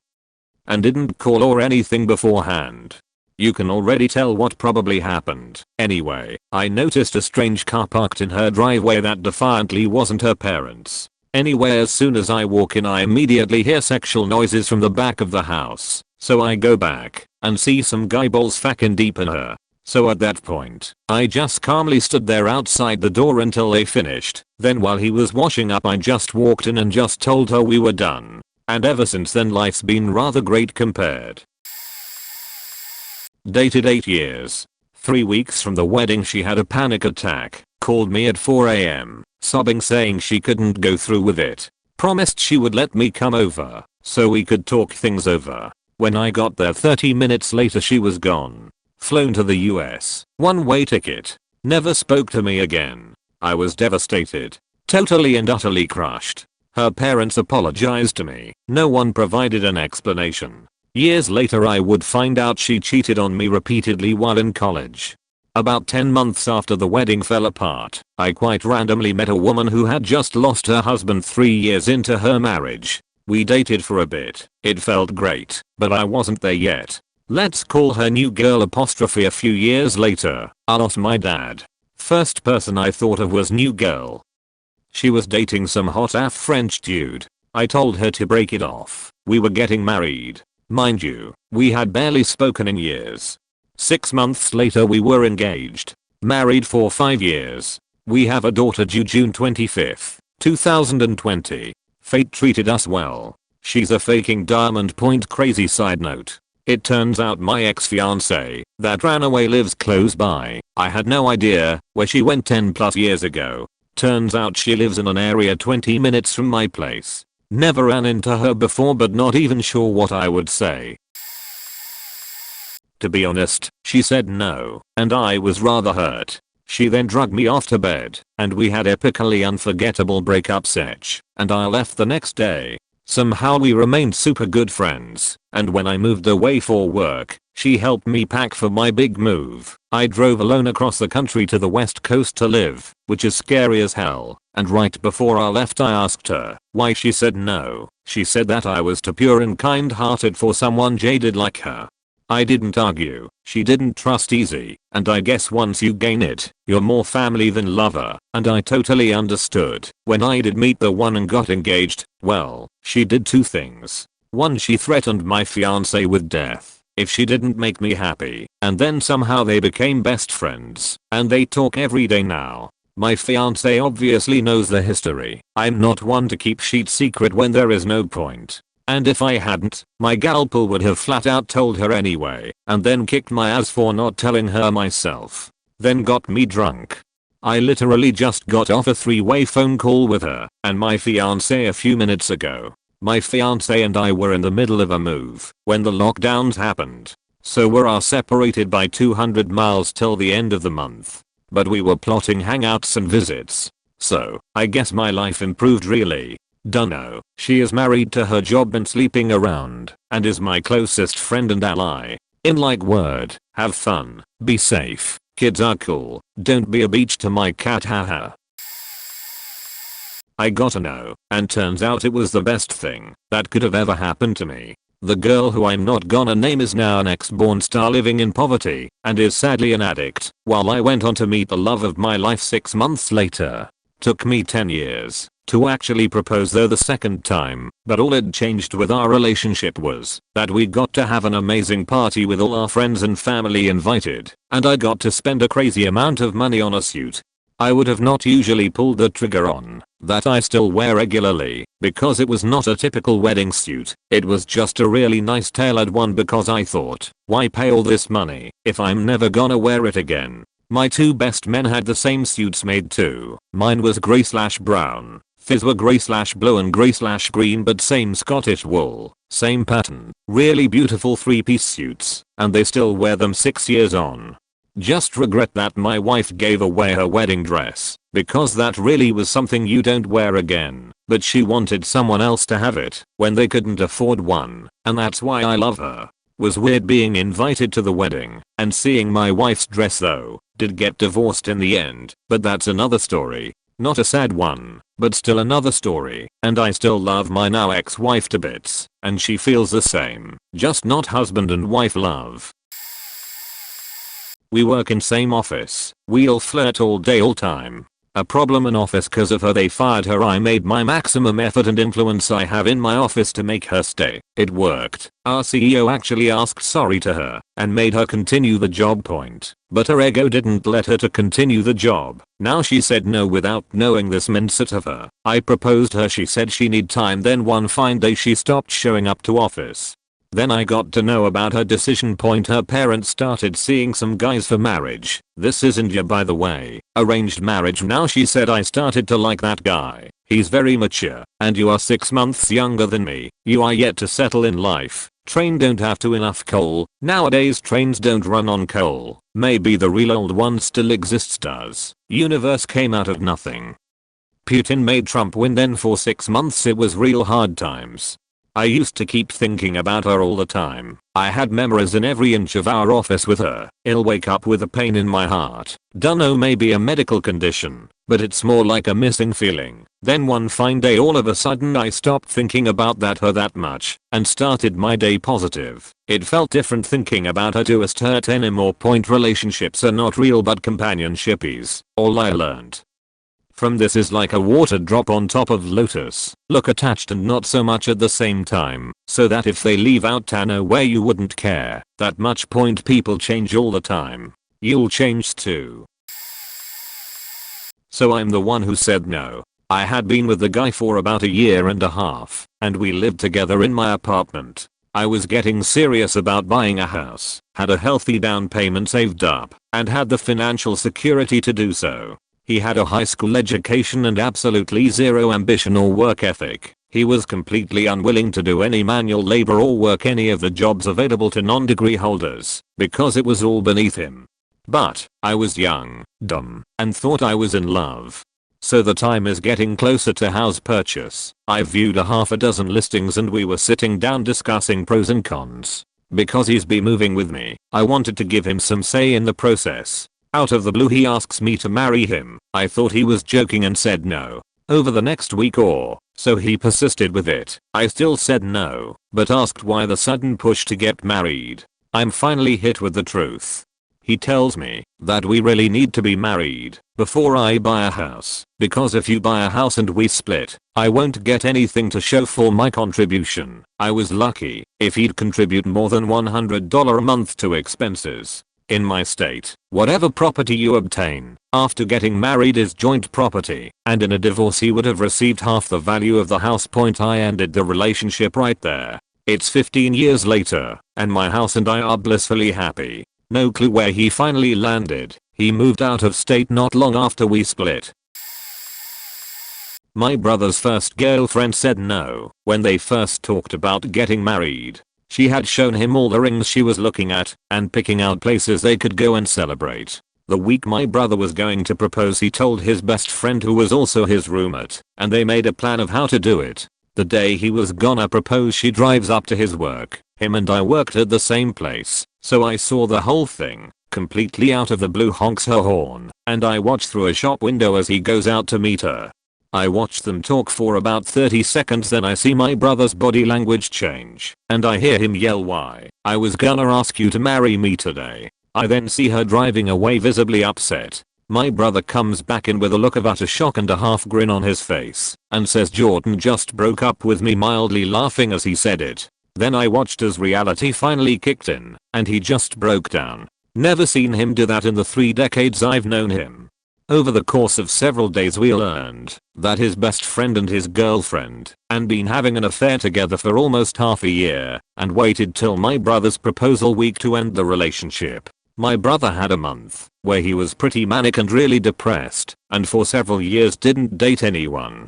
About 3 years later we were at a bar and saw his old friend there. As he was walking by, we then saw his old girlfriend with him, and they both were married now. I had to drive my brother home that night. Fast forward to our late 20s, and he found a girl that said yes to his proposal and is the best person he could have met. When I first started dating my wife, in our final year of high school, she had a male friend who had been harboring very strong feelings for her, but had never said anything because, in his words, she was in love with him. She just didn't realize it yet. A few months after we started dating, he showed up at her summer job, got down on one knee and proposed, professing his undying love and saying that they were perfect for each other. My poor future wife didn't know what to do, so she just ran, and her coworkers stepped in and asked him to leave. He then slowly went through the crazy guy playbook, first asking her just to talk. She did, and explained that she was happy dating me, and that she was not ready to get married to anyone at age 18. He then called her a hoe, and did his best to smear us among all our mutual friends, saying that they actually had been dating, and I had waltzed in and stole her, that she was a cheater, etc. He did such a good job of this, that there are still people, 13 years later, who believe his version of events. After the smear campaign failed to break us up, he threatened suicide, and my future wife tried to talk him down, before reporting it to his parents and the authorities. His extremely religious parents were horrified and essentially grounded him so they could keep an eye on him. He went into a deep depression, flunked out of his freshman year of college, and started sleeping with a girl from his church in an attempt to make my future wife jealous. He accidentally got this girl pregnant, and they got married at 19. He deleted all social media after that. He may have been pressured by his church leaders to do so we are not really sure how he's doing anymore, other than a few high school friends that have told us that they are still married and have 3 kids now. Ultimately, I feel horrible that his late teens/early 20s turned out the way it did, but my wife truly did nothing wrong, and I was just sort of along for the ride. All I can hope is that he's doing better now. When I was 18, I started dating a girl that was 27. We worked in the same building in the city, but both lived in suburbs quite far apart. First 6 months, things are going well. She liked that I wasn't a bar person, as she had terrible luck finding quality people in bars. Smirk. One day she mentions she wants to go to a concert for a band we both liked. I knew the concert was coming up, but it was a 21+ show, so it was out of the cards for me. When she asked, I told her I couldn't go. She challenged this numerous times and I finally said, I'd love to, but they won't let me in. That's when she found out I was 18. It had never come up in all the time we were dating. She eventually got over it, and we continued dating. A few months later, during pillow talk, she starts saying things like, "You're the kind of person I can see spending the rest of my life with," and hinting at marriage. This went on for a couple months with me changing topic. I'm freaking out because I'm 18 and this girl wants to clip my wings. She's at the age of looking for a permanent mate, and I'm just not ready. I decide to do the right thing and end the relationship. She would drive me home from the office sometimes in an hour-long commute, and this is when I stupidly try to break things off. She's quite upset, and it was a painful car ride home. I get out of the car and try to calm her down, and she proceeds to hit me with the car. I'm not severe injured, but I sure felt it for a few days. She then proceeded to try to bed down my best friend at the time, other friends, etc. Of course she called me a few times to tell me she had been cheating on me with people she met from the bar. I'm suspicious my supposed best friend did sleep with her last I heard. She was swelling the drain of alcoholism and moved out of state. Never heard from her again. Dated a woman that was about 7 years older than I was, 2002 till 2004. Fell in love, helped raise her kids, took care of things for her. She had a previous marriage that went south, and after a year and a half, I asked her to marry me. She said no, I can't do that again. It's a curse. I want us to stay the way we are. I was hurt, but respected that point. Of course, I find out through her job and friends that she did not want to really settle down, and to her, I was cool, sincere, honest, and would do anything for her and her kids. She would go out till the sun came up and start getting mad at me for accusing her of cheating. I didn't say a word about it. She left her Yahoo Messenger open and/or her talking about giving these guys blue jobs, jobs, the works. I asked her about it, said it was harmless flirting. Of course did not want to see the truth.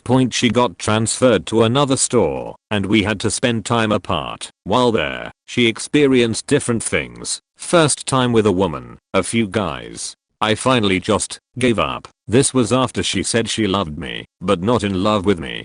Went to visit her and her kids and saw these letters from a prison. Come to find out she met a guy through a pen pal deal and fell in love. This was 4 months after we broke up, and 2 months after, she married the dude. Whist in prison. For a long time, I felt worthless, sat, refused to date, was just scared, and felt like a total failure. Fast forward 8 years later while in college, met the most amazing woman, and we just celebrated 4 years of marriage. And 8 years together. Things get better. Don't let one person ruin your self-worth. Male, female, been rejected and feel like you're no good. Hold on and love yourself. Love finds those who love themselves. I'm a female who said no, so hopefully I can answer in this thread. I think we'd only been dating about 3 weeks the first time he proposed. We'd know each other for a little bit longer, just as casual friends. He lived in a different city to mine, about 90 minutes away, so as casual friends, we mostly spoke on the phone. It is how we met actually. I worked in a tech support call center and he worked for a company that needs to use our tech support. Why did I say no? After all, my mum knew the very day she met my dad that she wanted to marry him, and they have been happily married for decades and decades. I said no because he was too intense. I felt smothered and suffocated by the intensity. It was all too much too soon. We still live in different cities and I truly believe that you don't know someone until you have lived with them. When you are dating and even staying over at nights, you still put on your best behavior. Until you live with someone, you haven't negotiated the financial responsibilities. Money issues is usually the #1 reason why couples break up. What happened after that? We continued on for about another 6 months, but my no had damaged the relationship, and worse, it had damaged the friendship we had before we started dating. He was the sweetest guy, but talk about marriage and babies after 3 weeks of dating, and probably 6 weeks of friendship before that. The no was always there hovering above us. He was still hurt by it, although he tried not to show it, and I failed to make him understand that I just felt it was too much too soon. I'm romantic enough to want to only marry once, so I want to be as sure as I can. I could also tell that, even though I had said no before, he still wanted to ask again and again. It was scary to be in that position of being able to manipulate a person's emotions with just one word. I knew he would be so happy if I said yes, but I couldn't. The harsher beach in me also questioned why someone would be so desperately wanting to marry after such a short time. Did he think he would not find someone else later on, so proposed to the one you're with? After 6 months, I ended the relationship. We couldn't get past the first no, and after about another 6 months, started seeing another guy. We've been seeing each other for years and years, so long that people ask when are we getting married. I don't think we ever will. We are too opposite, so I think we would clash if we were married and living together. I'm a night owl, he is an early bird. I'm neat and tidy, he is more casual. I read somewhere that opposites attract, like in science with magnets, but also the thing that attracted you to that person is also the thing that may eventually drive you apart. I also cherish my independence. Having said that, things would be so much cheaper if we did marry and live together. The cost of two places is expensive. But if that is the only reason to get it, probably best we didn't. Point in short. Unless it is because you are too young and want more life experience or to save up money for house deposits, etc. I think it is hard for a relationship to recover from a proposal no. It will always be hovering in your minds, and it will probably taint the relationship. Sure, it is not impossible for people to have a great relationship afterwards, but that is only because both people have acknowledged that the timing wasn't right. Answering for my father-in-law, Dennis was stationed at Fort Dix. He was just some lowly lieutenant, not of any import, and, frankly, not that great looking a guy. But he walked into the O Club and he saw her sitting there at the bar. At the time, California 1960, they had shrimp cocktail on special every week, and it brought the young ladies from nearby in. Roberta was being chatted up at the bar by some major. Dennis, with more balls than brains, walked up and just interrupted them. Roberta apparently wasn't enjoying her conversation with the major, and she gladly accepted his invitation to dance. They saw each other off and on. Then they started courting and seriously dating. Finally, the big day came. Dennis asked her to marry him. She said no. A few weeks later, she moved down to DC. She sent Dennis a Dear John letter. He claims to this day that he never received it. He drove down to DC, sought her out, and asked her again. She said no. Roberta then went to Paris at the invitation of an old beau. While she was there, she realized she made a terrible mistake. She came back, met up with Dennis, and they were married for 50 years before Roberta, my mother-in-law, succumbed to cancer a few years ago. They were hopelessly devoted to one another. She was also the absolute best mother-in-law a guy could have. I miss her terribly. Abby and I met September 2017. I fell in love with her whimsical spirit, positive attitude, and encouragement of anything I wanted to do. All of these were things I had never experienced in a woman, and were things I had always looked for. I made a hindsight mistake and proposed just over a month later, October 21st. Fun fact, everyone thought we were the perfect couple, Barbie and Ken if you will. She said yes, glowingly. Thanksgiving, her and I had an absolutely petty argument and broke up for like 5 days. We got back together and everything was perfect. We continued wedding planning, booked a venue, she got a dress, I asked all of my groomsmen, etc. April 7, 10ish, she started getting super weird, distant, cold, phone always went with her to the bathroom, shower, etc. I asked her about it, and there was always a reason. I never had any reason to doubt her for cheating or anything of that nature, so I believed her. April 14th, she throws me a birthday party at our apartment for our families. I get a weird vibe, but ignore it, because I was stressed out anyway from work. April 17th, my day. One of the first nice days of the year last year. I take a half day from work, she was off that day. She meets me at my work, only a few miles from our apartment. We get home. I tell her I will change her oil, and that I wanted to change my spark plugs, slightly long job on my old car, and my oil. I ask her to come hang out outside with me, with Kuma, my Shiba Inu. She declines, and says she'd rather hang out inside. My feelings are slightly hurt. It takes me until 7:30 to 8 o'clock. I come back inside, clean up, etc. We eat dinner, she goes to bed. Again, I've had nothing to believe that she's cheating, so I don't go looking. My birthday, 4/17, was on a Tuesday. By Thursday we've had super petty little fights that should been like 2 minutes. Okay, they're done, and instead they got blown into these huge ordeals. By Friday/Saturday, they've turned into blown out fights, where I'm trying to figure out what the hell is going on, and of course end up losing my temper, which is then turned on me. Prior to all of this, I had been working for Coca-Cola as a mechanic. I made $78k in 8 months. My tax return was huge point because I was caring. I encouraged her to leave every job she started and wasn't happy with. That led to her job hopping and me mistakenly encouraging it because I wanted her to be happy. It put an enormous amount of financial stress on me, and rather than express it to her, I bottled it up and became frustrated. I ended up spending my entire tax return catching up her and I's bills, paying a down payment on a $4K washer and dryer, and paying 3 months of our rent. Weeks later was my birthday ordeal, and by the 21st, which was a Saturday, she was telling me to get out. My lease on my apartment had expired the previous November, and I moved in with her, whose lease had practically just begun. Her giving me the boot left me homeless. My best friend took me in for a month until I found an opportune living situation with another friend of mine who had a house in Newtown and needed a roommate to afford it.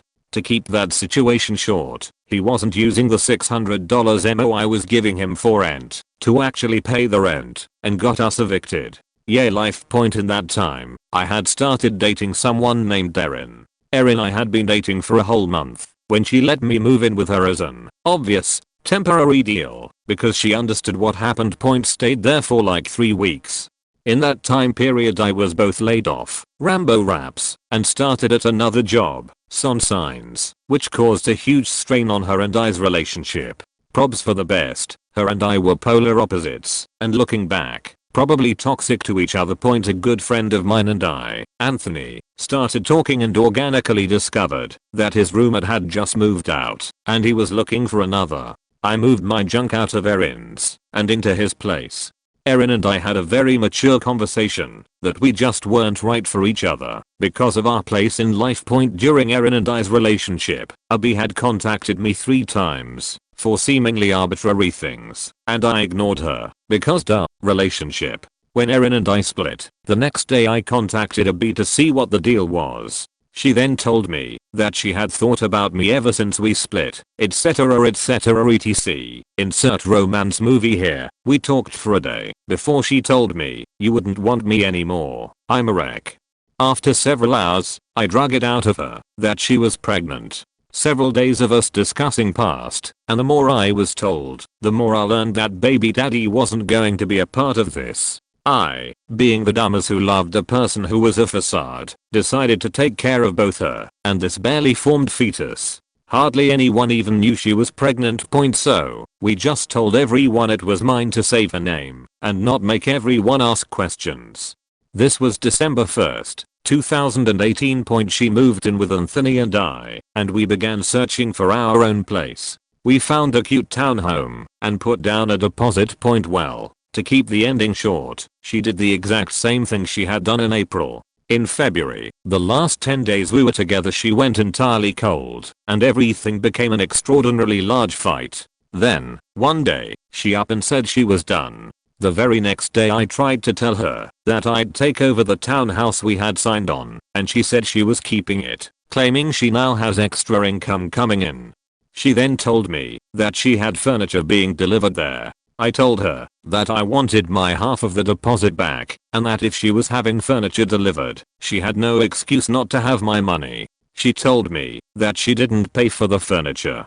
That was pretty much the last contact we had, and she refuses to pay me back my half of the deposit. She has my number blocked, and I'm blocked on all social media. She also blocked every one of my friends, so I had no way to even contact her to get my money.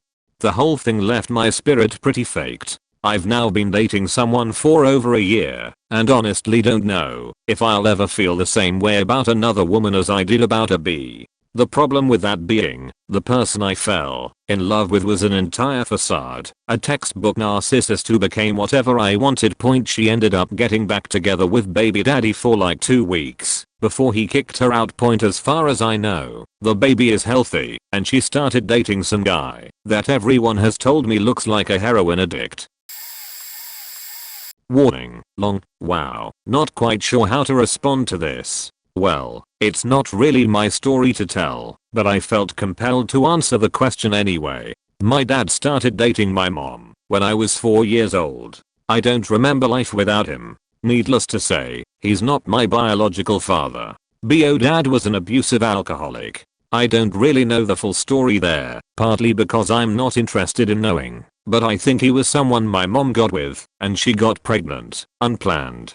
I don't even know the story behind this, but I know they were married at some point. My guess is that this occurred after she was pregnant. Anyway, eventually the marriage was annulled. My mom moved with me, age 2, to another state, and moved in with her father and brother. My grandpa died of lung cancer when I was 4. The same year my mom started dating my dad. As I said before, I don't have any memories of life before my dad was in the picture. He and my mom dated 4 years, then married when I was in 5th grade. He officially adopted me around the same time. It's odd looking back, but I remember at the time, I was opposed to the whole thing. I think I was just afraid of change. He'd been my dad my whole life, really, but I never referred to him as dad. I can still remember the awkward transition period, being plied by my mom to call him dad, him saying it's okay, and to do whatever I was comfortable with. I always thought of him as a father figure, but never actually called him dad, until after he married my mom. I just had this weird feeling, like I didn't have a dad, and even though I loved him, it was weird. I didn't like feeling forced to give him a title, based on what my mom said. Point anyway, to cut a long story short, not too long after, though it felt like an eternity to me, in my young life, my parents were suddenly divorcing. The relationship had been contentious for some time. A lot of arguments and animosity. I do remember my dad taking the high ground 9 times out of 10. Even if he was clearly in the right, he would resign himself and let my mom win, just so the argument would end. I found out that they'd been in marriage counseling. The idea was they'd each see the same counselor in one-on-one sessions before eventually having group sessions. My mom stopped going to the sessions and didn't tell my dad.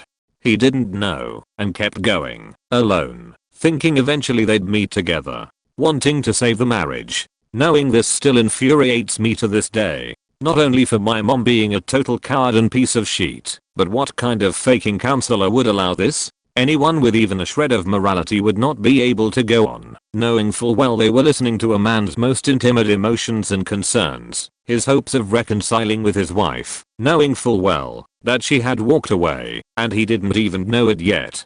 Yet being happy to continue taking money to hear his grievances. It makes my blood boil to this day. Counselors are supposed to faking help people. That as whole deserves their license revoked for that alone. But I digress. Anyway, my parents divorced when I was 15. I suddenly found myself in a completely new setting. I was always insecure and self-loathing. My mother was a narcissist, as will continue to become clear. But the one thing I always banked on was the path set before me.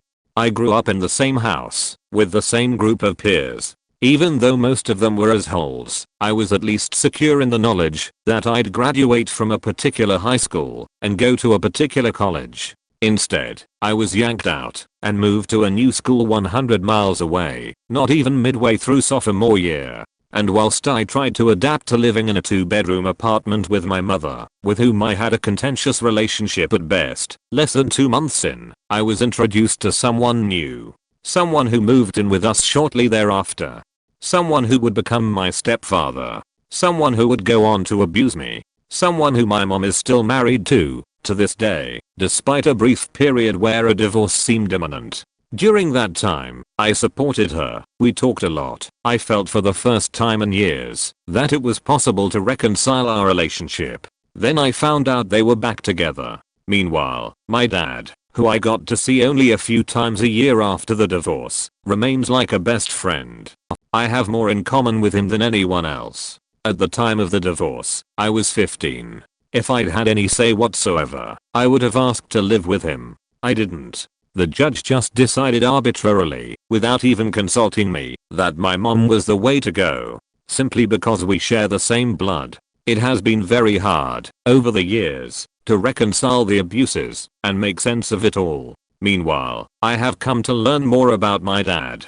I asked him once, years ago, when I was young and in love, but wary, what his experiences were at my age. It was then that I found out he'd been engaged before, which came as a shock. He proposed to a young woman he went to college with. He said they were very much in love. Sometime later, for whatever reason, she broke their engagement. He was heartbroken. I believe that young woman and my mother were the major loves of my dad's life. It sickens me to know what my mom did.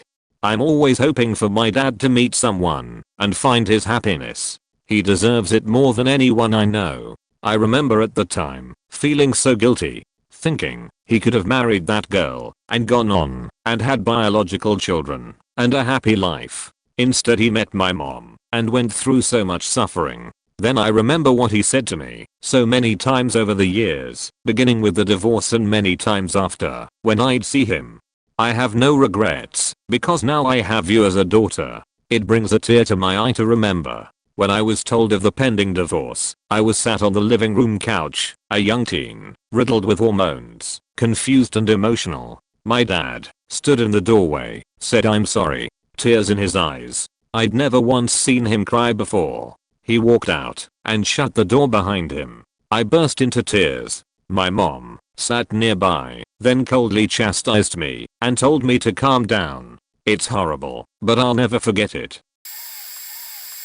Not me but my dad. My parents were close to another couple when they were married. That couple had a kid a few years older than me, Travis. I was effectively an only child, so I looked up to him like an older brother. Eventually my parents divorced and Travis's dad died of cancer. My dad fell hard for Travis's mom and they ended up dating. My dad ended up proposing after a while, but she wasn't ready. It was still only a year or two after Travis's father died, and to be honest, I don't think she was in love with my dad.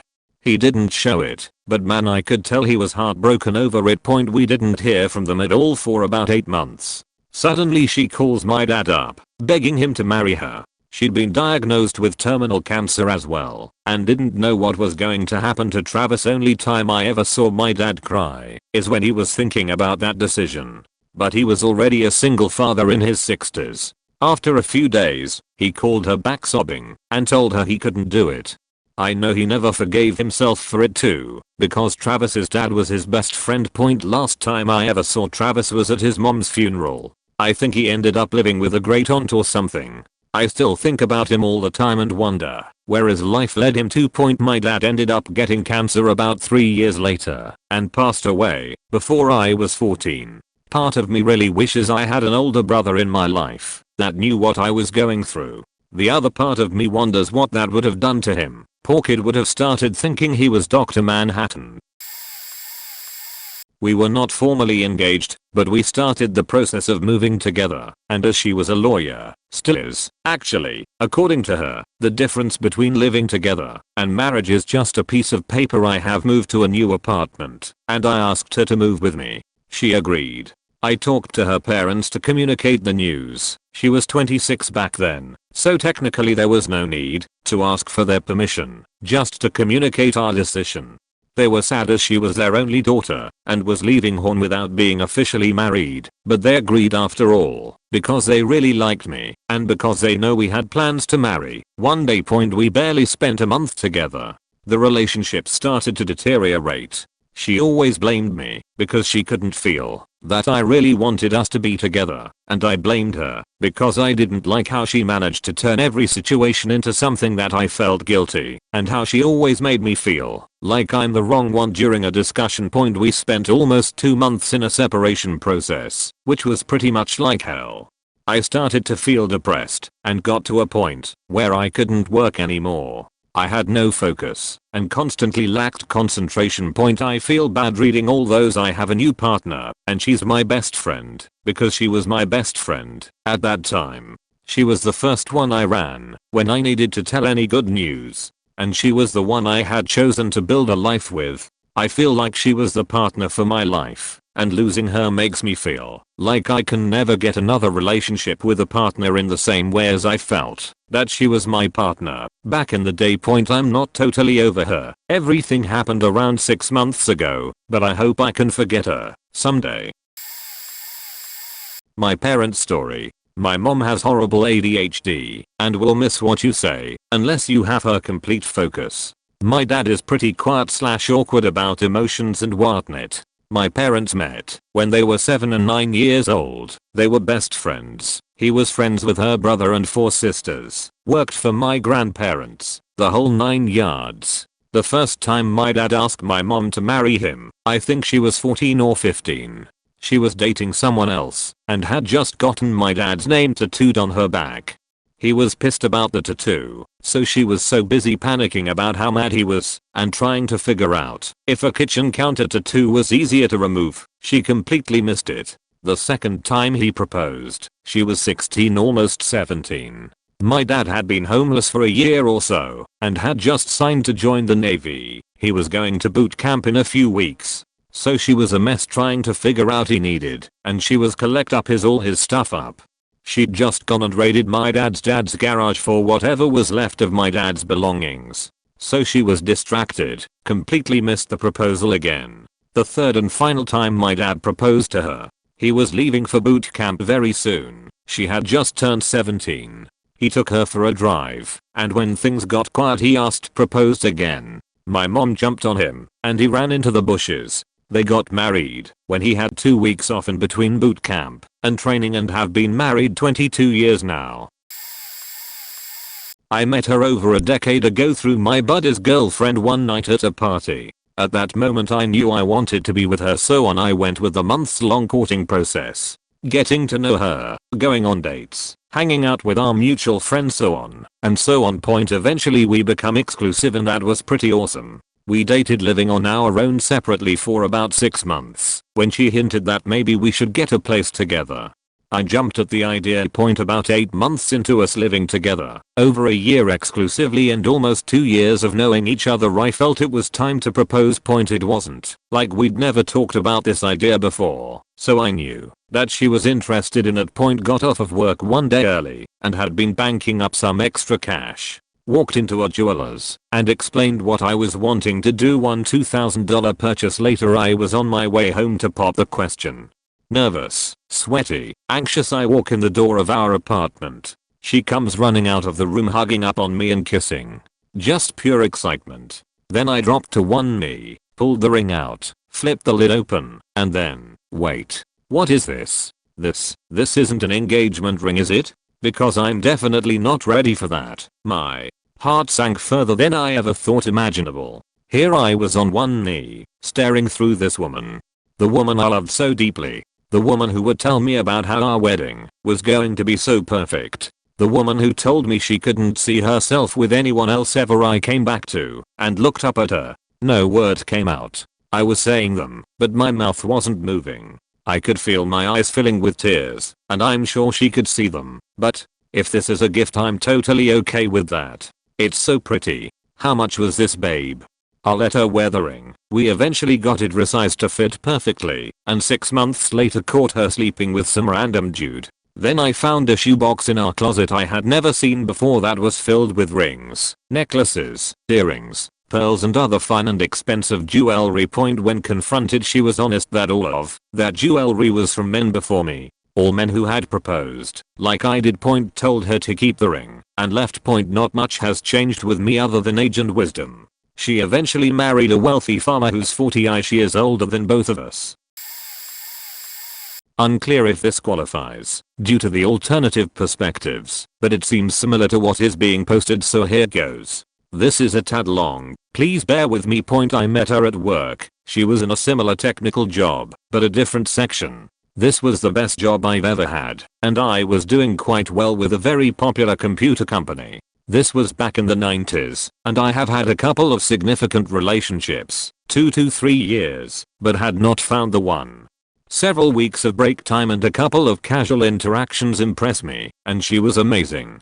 Scary smart, and sexy as anyone I'd ever met, a supernova smile, and the most satisfying partner I have had, to this day. We dated for probably 6 to 9 months, after I posed this question to her, while headed outside on a break. I want you to know that no is really an okay answer, but I would really like to take you to dinner. Her yes felt like a significant life event. She was a gambler, card player, and a bit of a hustler. Good pool player too, but didn't have the vision for the game according to her. Though she avoided wearing glasses, she began to teach me some game theory and the math involved in poker, specifically Texas Hold'em, which was very big at the turn of the century. I began to go with her and joined in playing some local private games. It was pretty exciting to walk into a game with thousands of dollars on the table. I was never as successful as she was, but did okay, until I realized any money was better spent for her skills. Her roommate got into a relationship and I lobbied for her to move in with me as her lease ended. We were at about a year together. We had our ups and downs, and I was deeply in love. She was reluctant, as I lived about an hour out of town on about 3 acres near a lake. She was a city girl and had always relied on public transportation, so I bought her a car and she moved in. When I broached the subject of marriage, our discussions revealed that neither of us really believed in the institution, due to the general social failure indicated by the divorce rate, like 86%, and both our parents had divorced. She was also a divorcee, while I had never pulled the trigger before. I was never happier, but in retrospect, the late hours of regular poker games were starting to interfere with my job. I had really good friends confronting me about this, but my denial was fully active. I was head over heels with this very capable woman and had started bankrolling her. This was an equitable stake horse split, and she increased the number of games as a dealer, which meant less risk and a second job essentially. Her living with me rent-free and not contributing to bills never really entered my mind. She also expressed feelings for me, and since marriage wasn't our preferred contract, we agreed that, if we could get pregnant, we would commit for 21 years together. This occurred at a family event where my nephew won an athletic competition with his team, and I was feeling on top of the world. My entire family was pleased that I was so happy in this relationship, and all was well. We were into year 2 by now, and more information about history was coming forth about tragic incidents early in life that were preventing our goal to have a child. She had experienced physical trauma as a preteen that resulted in fertility specialist visits, and months later confirmed that we were not likely going to conceive. She bailed out, and within a few months, married a much older man that she was seeing previous to our meeting. I got drunk for a year, lost my job and my house. She was divorced within 18 months and moved to a locale where she began dealing poker for a living. After being there a few years, she got married again and has been ever since. It took a few years, but I have had a good job for 13 years now. Have had one significant relationship since. That was long distance. Worked for about 2 years before we called it quits. I have accepted that I will not find another supernova smile, and given the trauma that resulted, I guess that is best.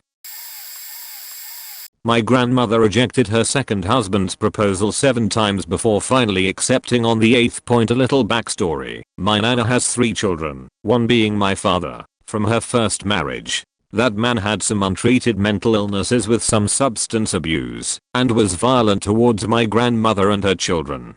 After years and years of abuse, she took her children and left for a better life. After that, she worked multiple jobs to keep her family afloat. One of these jobs was as a secretary at an engineering firm. Her boss, we shall call him Greg, took an immense interest in this young, smart, hardworking and determined woman. They lived relatively close in proximity to each other and got closer over the years.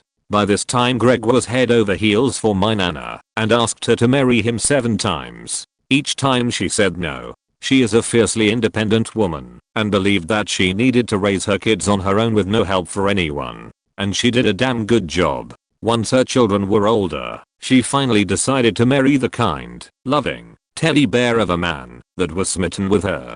He proceeded to treat my nana like the queen she is and welcomed her children as his own. He was the first real father that my dad and his siblings ever had, and my dad still tells stories of this goofy and lovable man. He was also a great grandfather to my aunt's young children at the time, and my cousins looked up to him. After many happy years, Greg sadly passed away, but his memory will always live on.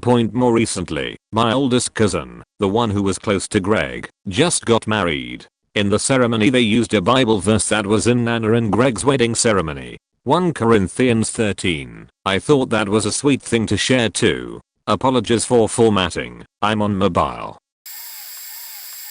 My dad apparently asked a woman to marry him, and she said no. I think he still feels heartbroken about it. He took a long time away from dating before meeting my mom, who was attending the gate at his place of work. He only knew what she sounded like as they could only communicate over phone, and he asked her out. She was a single mother of 3 at the time. They got along great and got married and started talking about having another baby. That would be me. Nowadays it feels like they haven't had romance in their relationship since I was like 5. I didn't have a good childhood with them as my parents. Half their parenting skills, half because they just didn't get along very well. They rarely had huge arguments, but it just felt like they resented each other like an old married couple despite not being married that long. Now, however, as an adult I can see they do love each other. They just suck at communication and building each other up. I told my dad that every time we are alone, they always complain about each other to me and never have anything good to say, and that's been the case my whole life. I think that resonated with him because my mom says he's being sweeter and even sent her a love letter. I even gave my mom romance advice, so that was weird. I think it'll probably get better from here on out. He's well off in his at-home office job, though struggling in this economy, has a pretty puppy and his own house with my mom and her 2 cats, works on projects often and only struggles with his shitty bosses. But, hey, what can ya do? I think he just needs a counselor, really, to help with coping mechanisms, but that's another fight for another day. My baby's father had asked his ex-girlfriend, before me, to marry him. He bought a serenade to her. She said no, she wanted time to think about it. Then a week later she was dating someone else. Now fast forward to when we were dating. He always talked about settling down and having kids/family. I was on the same page as him. We are 7 years apart. I got pregnant soon after. He ended up giving me a promise ring. I always talked about marriage cause that's what I wanted. He then told me to stop talking about marriage because it felt like I was pressuring him, so okay, I stopped talking about it. Not going to lie, I was hurt. I felt like he shut me down, but I didn't tell him how I felt. After my son was born he was talking about marriage and saying he actually is planning to asking me. But then when we had a little breakups he would always bring up that he was planning to ask me and send pictures of the engagement ring. And soon as we get back together he would never talk about marriage or anything. But it's always when we break up he would then say he wants to get married. I feel that because his ex-girlfriend said no it made him so insecure. We broke up because I was ready to take the next step, and why are we dating if married isn't the step? I get that it takes time to heal, but we created a family, but I know no child can force parents to be together. I also was thinking of asking him to marry me, but there's moments where I get clues that he isn't ready to get married, especially because our relationship was toxic. Obligatory not me. Some friends of mine they had dated on and off for 6 years. She broke up with him a couple of times for different reasons. Didn't want to do long distance, wasn't sure about the relationship / another guy was wooing her, and she didn't want to cheat, so she broke it off. He broke up with her once, I don't remember the reason. Eventually they would get back together. He was very patient and would do grand gestures to get her back. She decided she didn't want to lose him and reached out, and they got back together.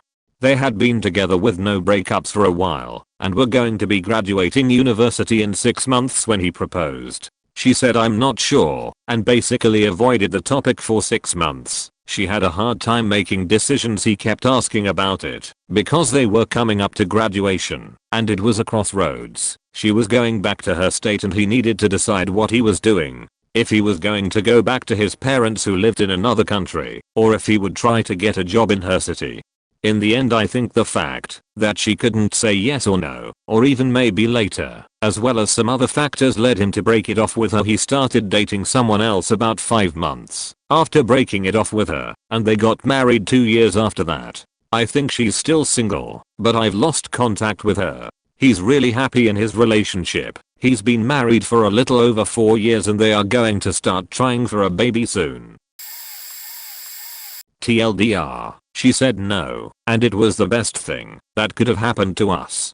To my surprise, after she did, my adult life really began. It's been nothing but improved since, and I'm grateful to her for being honest with me. This was about 9ish years ago, and we were together for just shy of 7 years. We loved each other, but we were not kind, and it was a textbook toxic relationship for a lot of reasons. The longer version, we were both verbally abusive, bitter, and pretty negative with each other for all of those 7 years. In hindsight we should have split up after month 1, but we were inseparable, and lazy/comfortable.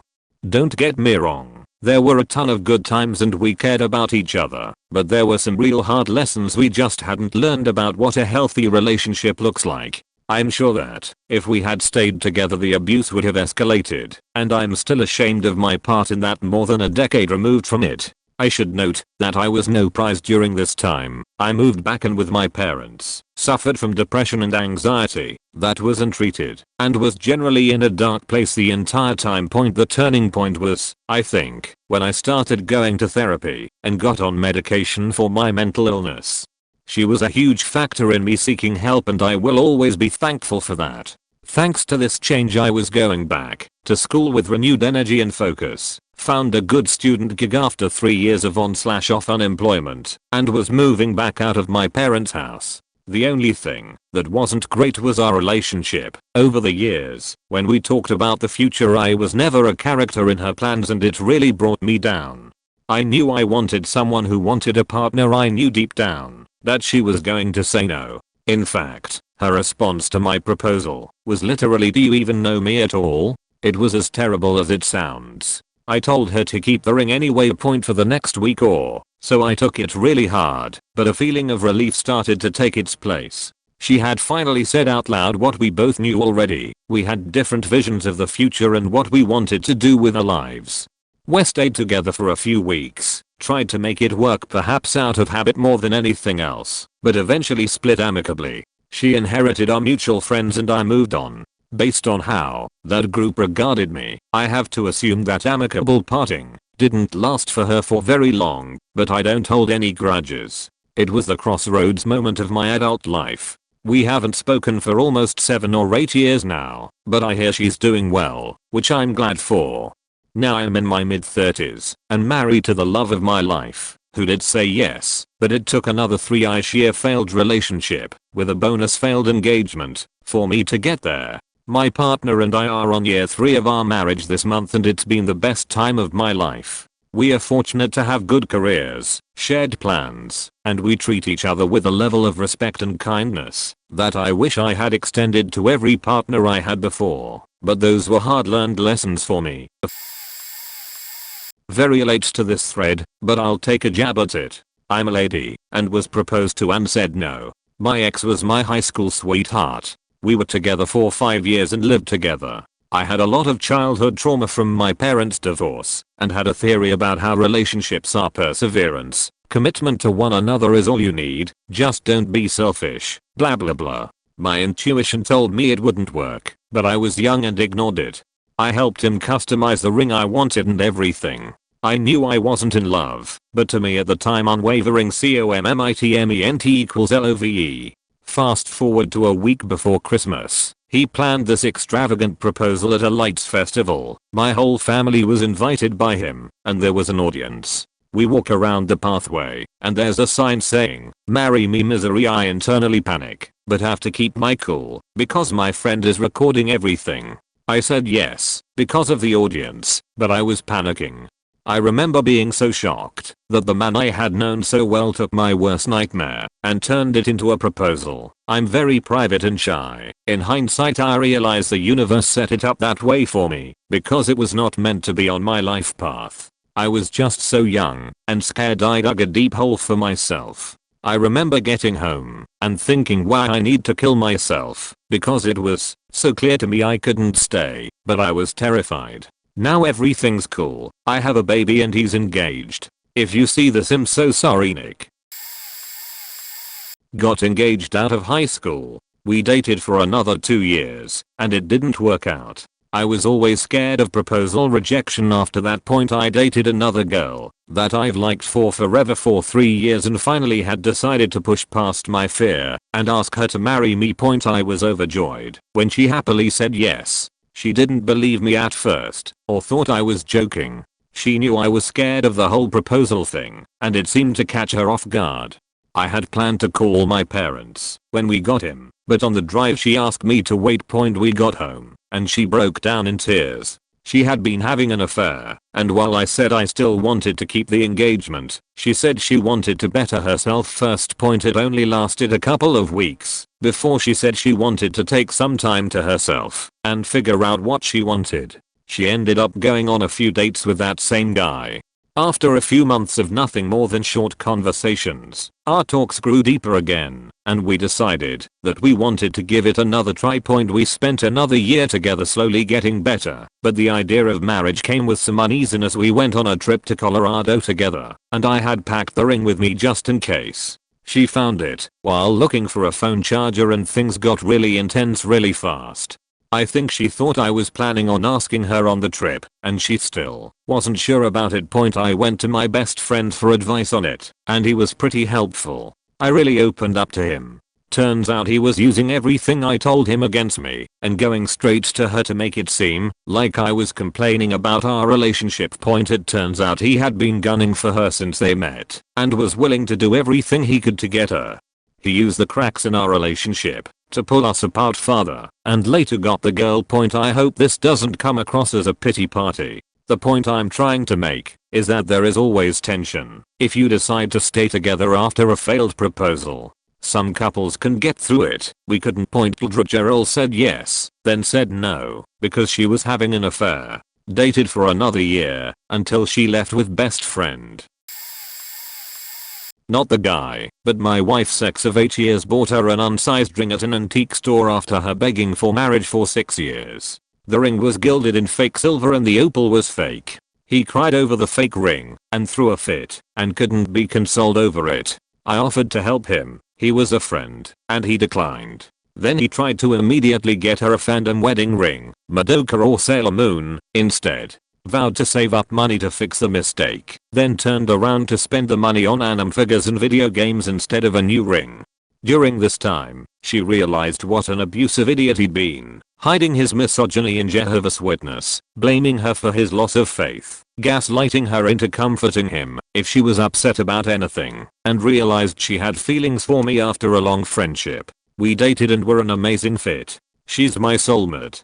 Guy is out of our lives. He was homophobic too. We are proud of our identities and picked out matching wedding rings together. Put our plans on hold, but she's already told me she can't wait to marry me. Once work starts up, I'm taking her out to dinner somewhere she loves, and I can't wait for her to say yes. Been dating for 5 years now. He asked me to marry him about 3 years into the relationship. I said not yet. I wanted to make sure I was positive and afraid of feeling trapped. Fast forward 6 months/ 1 year-ish, and we go on a break. I hung out with a guy I knew, but never even held his hand, etc. But I did like him. He starts hanging out with his best friend's niece who is 5 years younger with him. We were 24 then. I stopped hanging out with the guy, begged him to get back together. It took a while to unbreak his heart. I hurt him with that bad. So now we are finally ready to really get married, got our wiggles out, etc. We purchased our first home together, seriously planning a wedding, invited all family. I'm stocking up on baby stuff to have children soon, 1 month before our wedding, as I pick him up to drive together 3 hours away to my cousin's funeral. He reveals a paternity test from the mail. His DNA was already in the system as he has a 7-year-old daughter, whom I love by the way, and get along wonderfully with her mom. Turns out he has an 11-month son with her. The son that I was so excited to give him. Finally. My blood is boiling. Most emotional roller coaster funeral ever, by the way. Complete shock. World is crumbling. You weren't going to bother to tell me you slept with her? Before we purchase a home together? Before I invite our family to our wedding? I asked 100 times if you slept with her, and you flat out lied. Anyway, cancelled the wedding date and instead ended up having a 1-year-old birthday party at our home for his new son on my wedding date. My baby room is now Nathaniel's room. Side note, I actually really like his mom, and I love Nathaniel. First thing I said when I met him. But man, that was the hardest few months of my life. What a tough lesson of acceptance. She also has a 6-year-old daughter. They are mirror images. Both had kids very young in teens. A part of me feels like I'm in the way. Like I should let them be together. The girls love each other so much and have been only children for so long. They love having a sibling their age. Asked a girl at 18 if she wanted to marry me. She said yes. Culturally we were very different. She is a Turk who was finding her faith. I was a Catholic whose faith was slipping fast. I'm also a white American Jude point, so I learned the language from hanging out with her dad. She had this internship a ways north, and I'd drive her up, hang out with her dad, and learn Turkish. Point on the other hand, the religious and cultural differences were huge and her mother hated me. After about 2 years we sat down and had a fairly mature conversation about it. She walked away and went to her 4-year. I sat there, heartbroken. Also, soon to be on my way to a 4-year, first and last time I felt true romantic heartbreak. It was awful. We got back together for about 2 weeks that next summer and faked like rabbits. It was nice. Then she had to go to another internship. I hadn't been told about this internship. I thought we'd make it work. We were a 3 to 4 hour drive apart. When she left with a quick goodbye at my door. I was heartbroken for the second time in my life. I was done with monogamy for a while. After that point I married a wonderful woman at 23. She's amazing and no huge cultural differences that cause us serious family issues. Not a man, but the one who didn't say yes. We were about 3 months pregnant at the time. I told him no. I didn't want him to marry me because of the baby. We had known each other in passing for years, but had only been together for 6 months when we got knocked up. I was raised by a single parent and I always grew up thinking that was how it was going to be for me if I ever was blessed with a child. I try my best to be a loving person, but I'm unwilling to be that way towards myself. If I can't love myself, I can't fathom someone else loving me. I wanted to give him an out.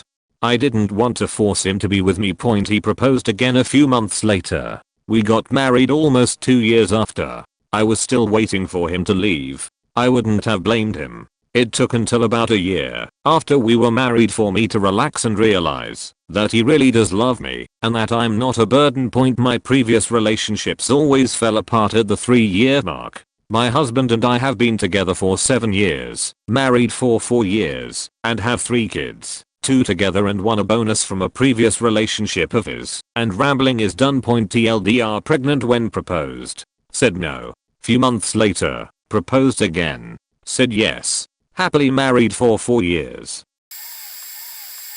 Not me but my housemate. Also not quite an O-point housemate, lived and worked in my country and was in the long process of becoming a full citizen. His long-term girlfriend lived and was studying to become a doctor in their home country. They saw as much of each other as they could. Regular holidays together. She would come over here some weekends. He over there on others. One holiday they took together they went to Paris. And, you see where this is going. He took her to the top of the Eiffel Tower and got down on one knee, but she stopped him and told him to get up and not now. Now I'd seen the rock he bought her. My friend was not working a minimum wage job, and boy was he crushed, but they stayed together. She hadn't actually said no, right? Fast forward 2 more years of them being an otherwise happy couple. He is just about finished with the whole citizen thing when she tells him that if he really wants them to be together he needs to pack up and come home. He's pretty broken about all this. He has friends, a career, a life here that he has worked hard to achieve. He has a nice little house of his own now and is looking at another promotion at work. Literally offered it the same day she called him home. But he loves her and his skills are transferable, so he can set up back home easily enough. So he goes. His citizenship application is, obviously, cancelled. 2 months go by and boom, she finishes her medical doctorate and dumps him the same day. Should have read the signs 2 years before my friend, but I would have done the same thing. For love. Edit. I never liked her. Well, this depressing story has a lot to it, but I'll try my best to make it short. I, 26 meters, was dating a chick, 31F, we'll call her Jane. Jane is a very manipulative, emotionless robot who likes to be abused. I of course didn't know this from the get-go. as a lot of people wear a mask at the beginning of a relationship and then slowly release their crazy to test the waters, seeing what they can get away with. Without going into every little thing she did, she would do things to cause me severe anxiety, constantly belittle me, and deny reality. Now that you have some insight into how the relationship was, I can get to the main point. I think we were only a month into the relationship and I'd scheduled for us to see a relationship therapist. She didn't want to go, but I convinced her eventually to go. We got there, and she became defensive and started blaming me for everything going wrong in the relationship. One of her issues was that I called her sexy when we would have sex, and that to her was insulting. Anyways, she didn't end up wanting to stay, so we left. She was threatening to break up with me, as she had many times in the past, so I parked in a parking lot by the ocean and tried to talk some sense into her. After about 15 minutes with no luck, I expected the relationship was basically done, because nothing I said would change her mind that I cared for her. So I told her to get out of the car and walk with me real quick. I remembered the movie Good Luck Chuck, how he proposed to her with a rock like penguins do. So I copied that. I believe she told me to stop being stupid. So we walked back to the car, and I said, okay, I guess that's it then. Then she started trying to be nice, because she realized I was done trying. She then suggested we go eat at a restaurant. When we were there, she was being all sweet, as if nothing had happened, and that she wasn't being a psycho. 15 minutes ago. I tried to fix things for 9 long months before I decided to abort this toxic relationship. The funny thing is, the whole time we were together, she was always trying to get more and more friendly with her ex, supposedly for co-parenting. The whole time I felt off about it, because she was always very sketchy with her phone and making sure we never interacted. So I believe one of two possibilities: she was cheating and just setting him up as a backup, or just setting him up as a backup. Either way, it's faked up to do that. And I ended up being right about suspecting something, because they got back together shortly after I ended things with her. Always trust your gut intuition. It was the worst relationship I was ever in, but I've learned what not to do in a future relationship. My life now. I'm still depressed, but my anxiety isn't as bad. And I'm unemployed because of my depression. We met at uni. One summer holiday we went to a mountain trip together with 3 other classmates. He was the one who organized the whole thing and looked after everyone and everything. I found that very attractive. A month after coming back, I asked my friend who also went to the trip to tell him how I feel about him. He said he already had a girlfriend. A few years after uni, he came to my city. He hinted that he would like to get together with me. I got a letter from him a few days later saying he had had feelings for me since the first year in uni. I wrote back asking why he told my friend he had girlfriend. He said he didn't know it was me and was just asked by this girl who was also in our class. He said yes. The reason he never said anything in uni is because he thought we were from different cities, so it would never work. I wasn't seeing anyone then, but didn't have a feeling like before, so I didn't say yes. A few years later, he got married with a girl he was dating at uni. I went to his city for a business trip. My sister was doing her master's degree in his city. Me and my sister met up with him and a few his friends. Had a good time. I was still single and pretty depressed. He was looking after everyone just like before. I cried when I left his city. Fast forward to a seasonal holiday a few months later, my sister told me that she got together with him. I was furious. I stopped talking to my sister and stopped all contacts with him. I'm happily married now, living in a different country. My sister and him didn't last long at all. She's also married and moved to another country. I sometimes see him in my dreams. I think it was more about remembering myself being young than anything else. I love my husband and our son, and glad I didn't ruin other people's marriage. I went back to my city last year. He came to see me. We feel like old friends. Didn't happen to me like that exactly, but I would say getting cheated on and left is congruent. Either way, a question was answered that could be seen as a rejection of who I was, or rightfully deemed the exact opposite. Rejection is simply a means of understanding that you are one in several billion human beings breathing at any given moment, and you only have one life to live. That is not the life for every other human being. when you have been making the mistake of trying to meld your precious time to suit the life of another. I feel that being rejected is simply a nudge past this roadblock. Snide comments and passive aggressive judgments you've disguised in your mind as contentment. I don't love you anymore is the greatest nudge I could receive toward my path of loving my true self in a life of constantly begging the crowd to love a fake me. This is what I would tell a young person devastated by the loss of a relationship which poisoned every aspect of his fake smile, fake friends, and fake muscles life. Notice that the rejecter was not mentioned in the aforementioned fake life. Saying she had a part in it gives her power that you are going to need in demanding what you deserve going forward. You allowed her to diminish your self-worth for too long. Very similar to the 5 pounds of fat in your lower back doesn't make you happy or confident. Yet, when it's gone, even if it's suddenly, you don't spend 2 weeks in a 5-gallon bucket of ice cream. You celebrate the lost baggage and move forward more confident and self-assured than ever. Your next rejection is metaphorically the slab of gummy, nasty, easy to leave behind love handle basically releasing itself from your life. It should help you walk, live, laugh, love, sing, dance, and celebrate easier and more often. Point: she didn't make you happy, and she rejected you. You just lost 5 pounds of fat. You is American. Thank her for the role she played in your life, wish her nothing but the best, then find the relationship that makes every day your rejection of ever again accepting the treatment of life as though it's not the sand of an hourglass. Easier said than done. But so is becoming president. If he can, I promise you can. I can. We can.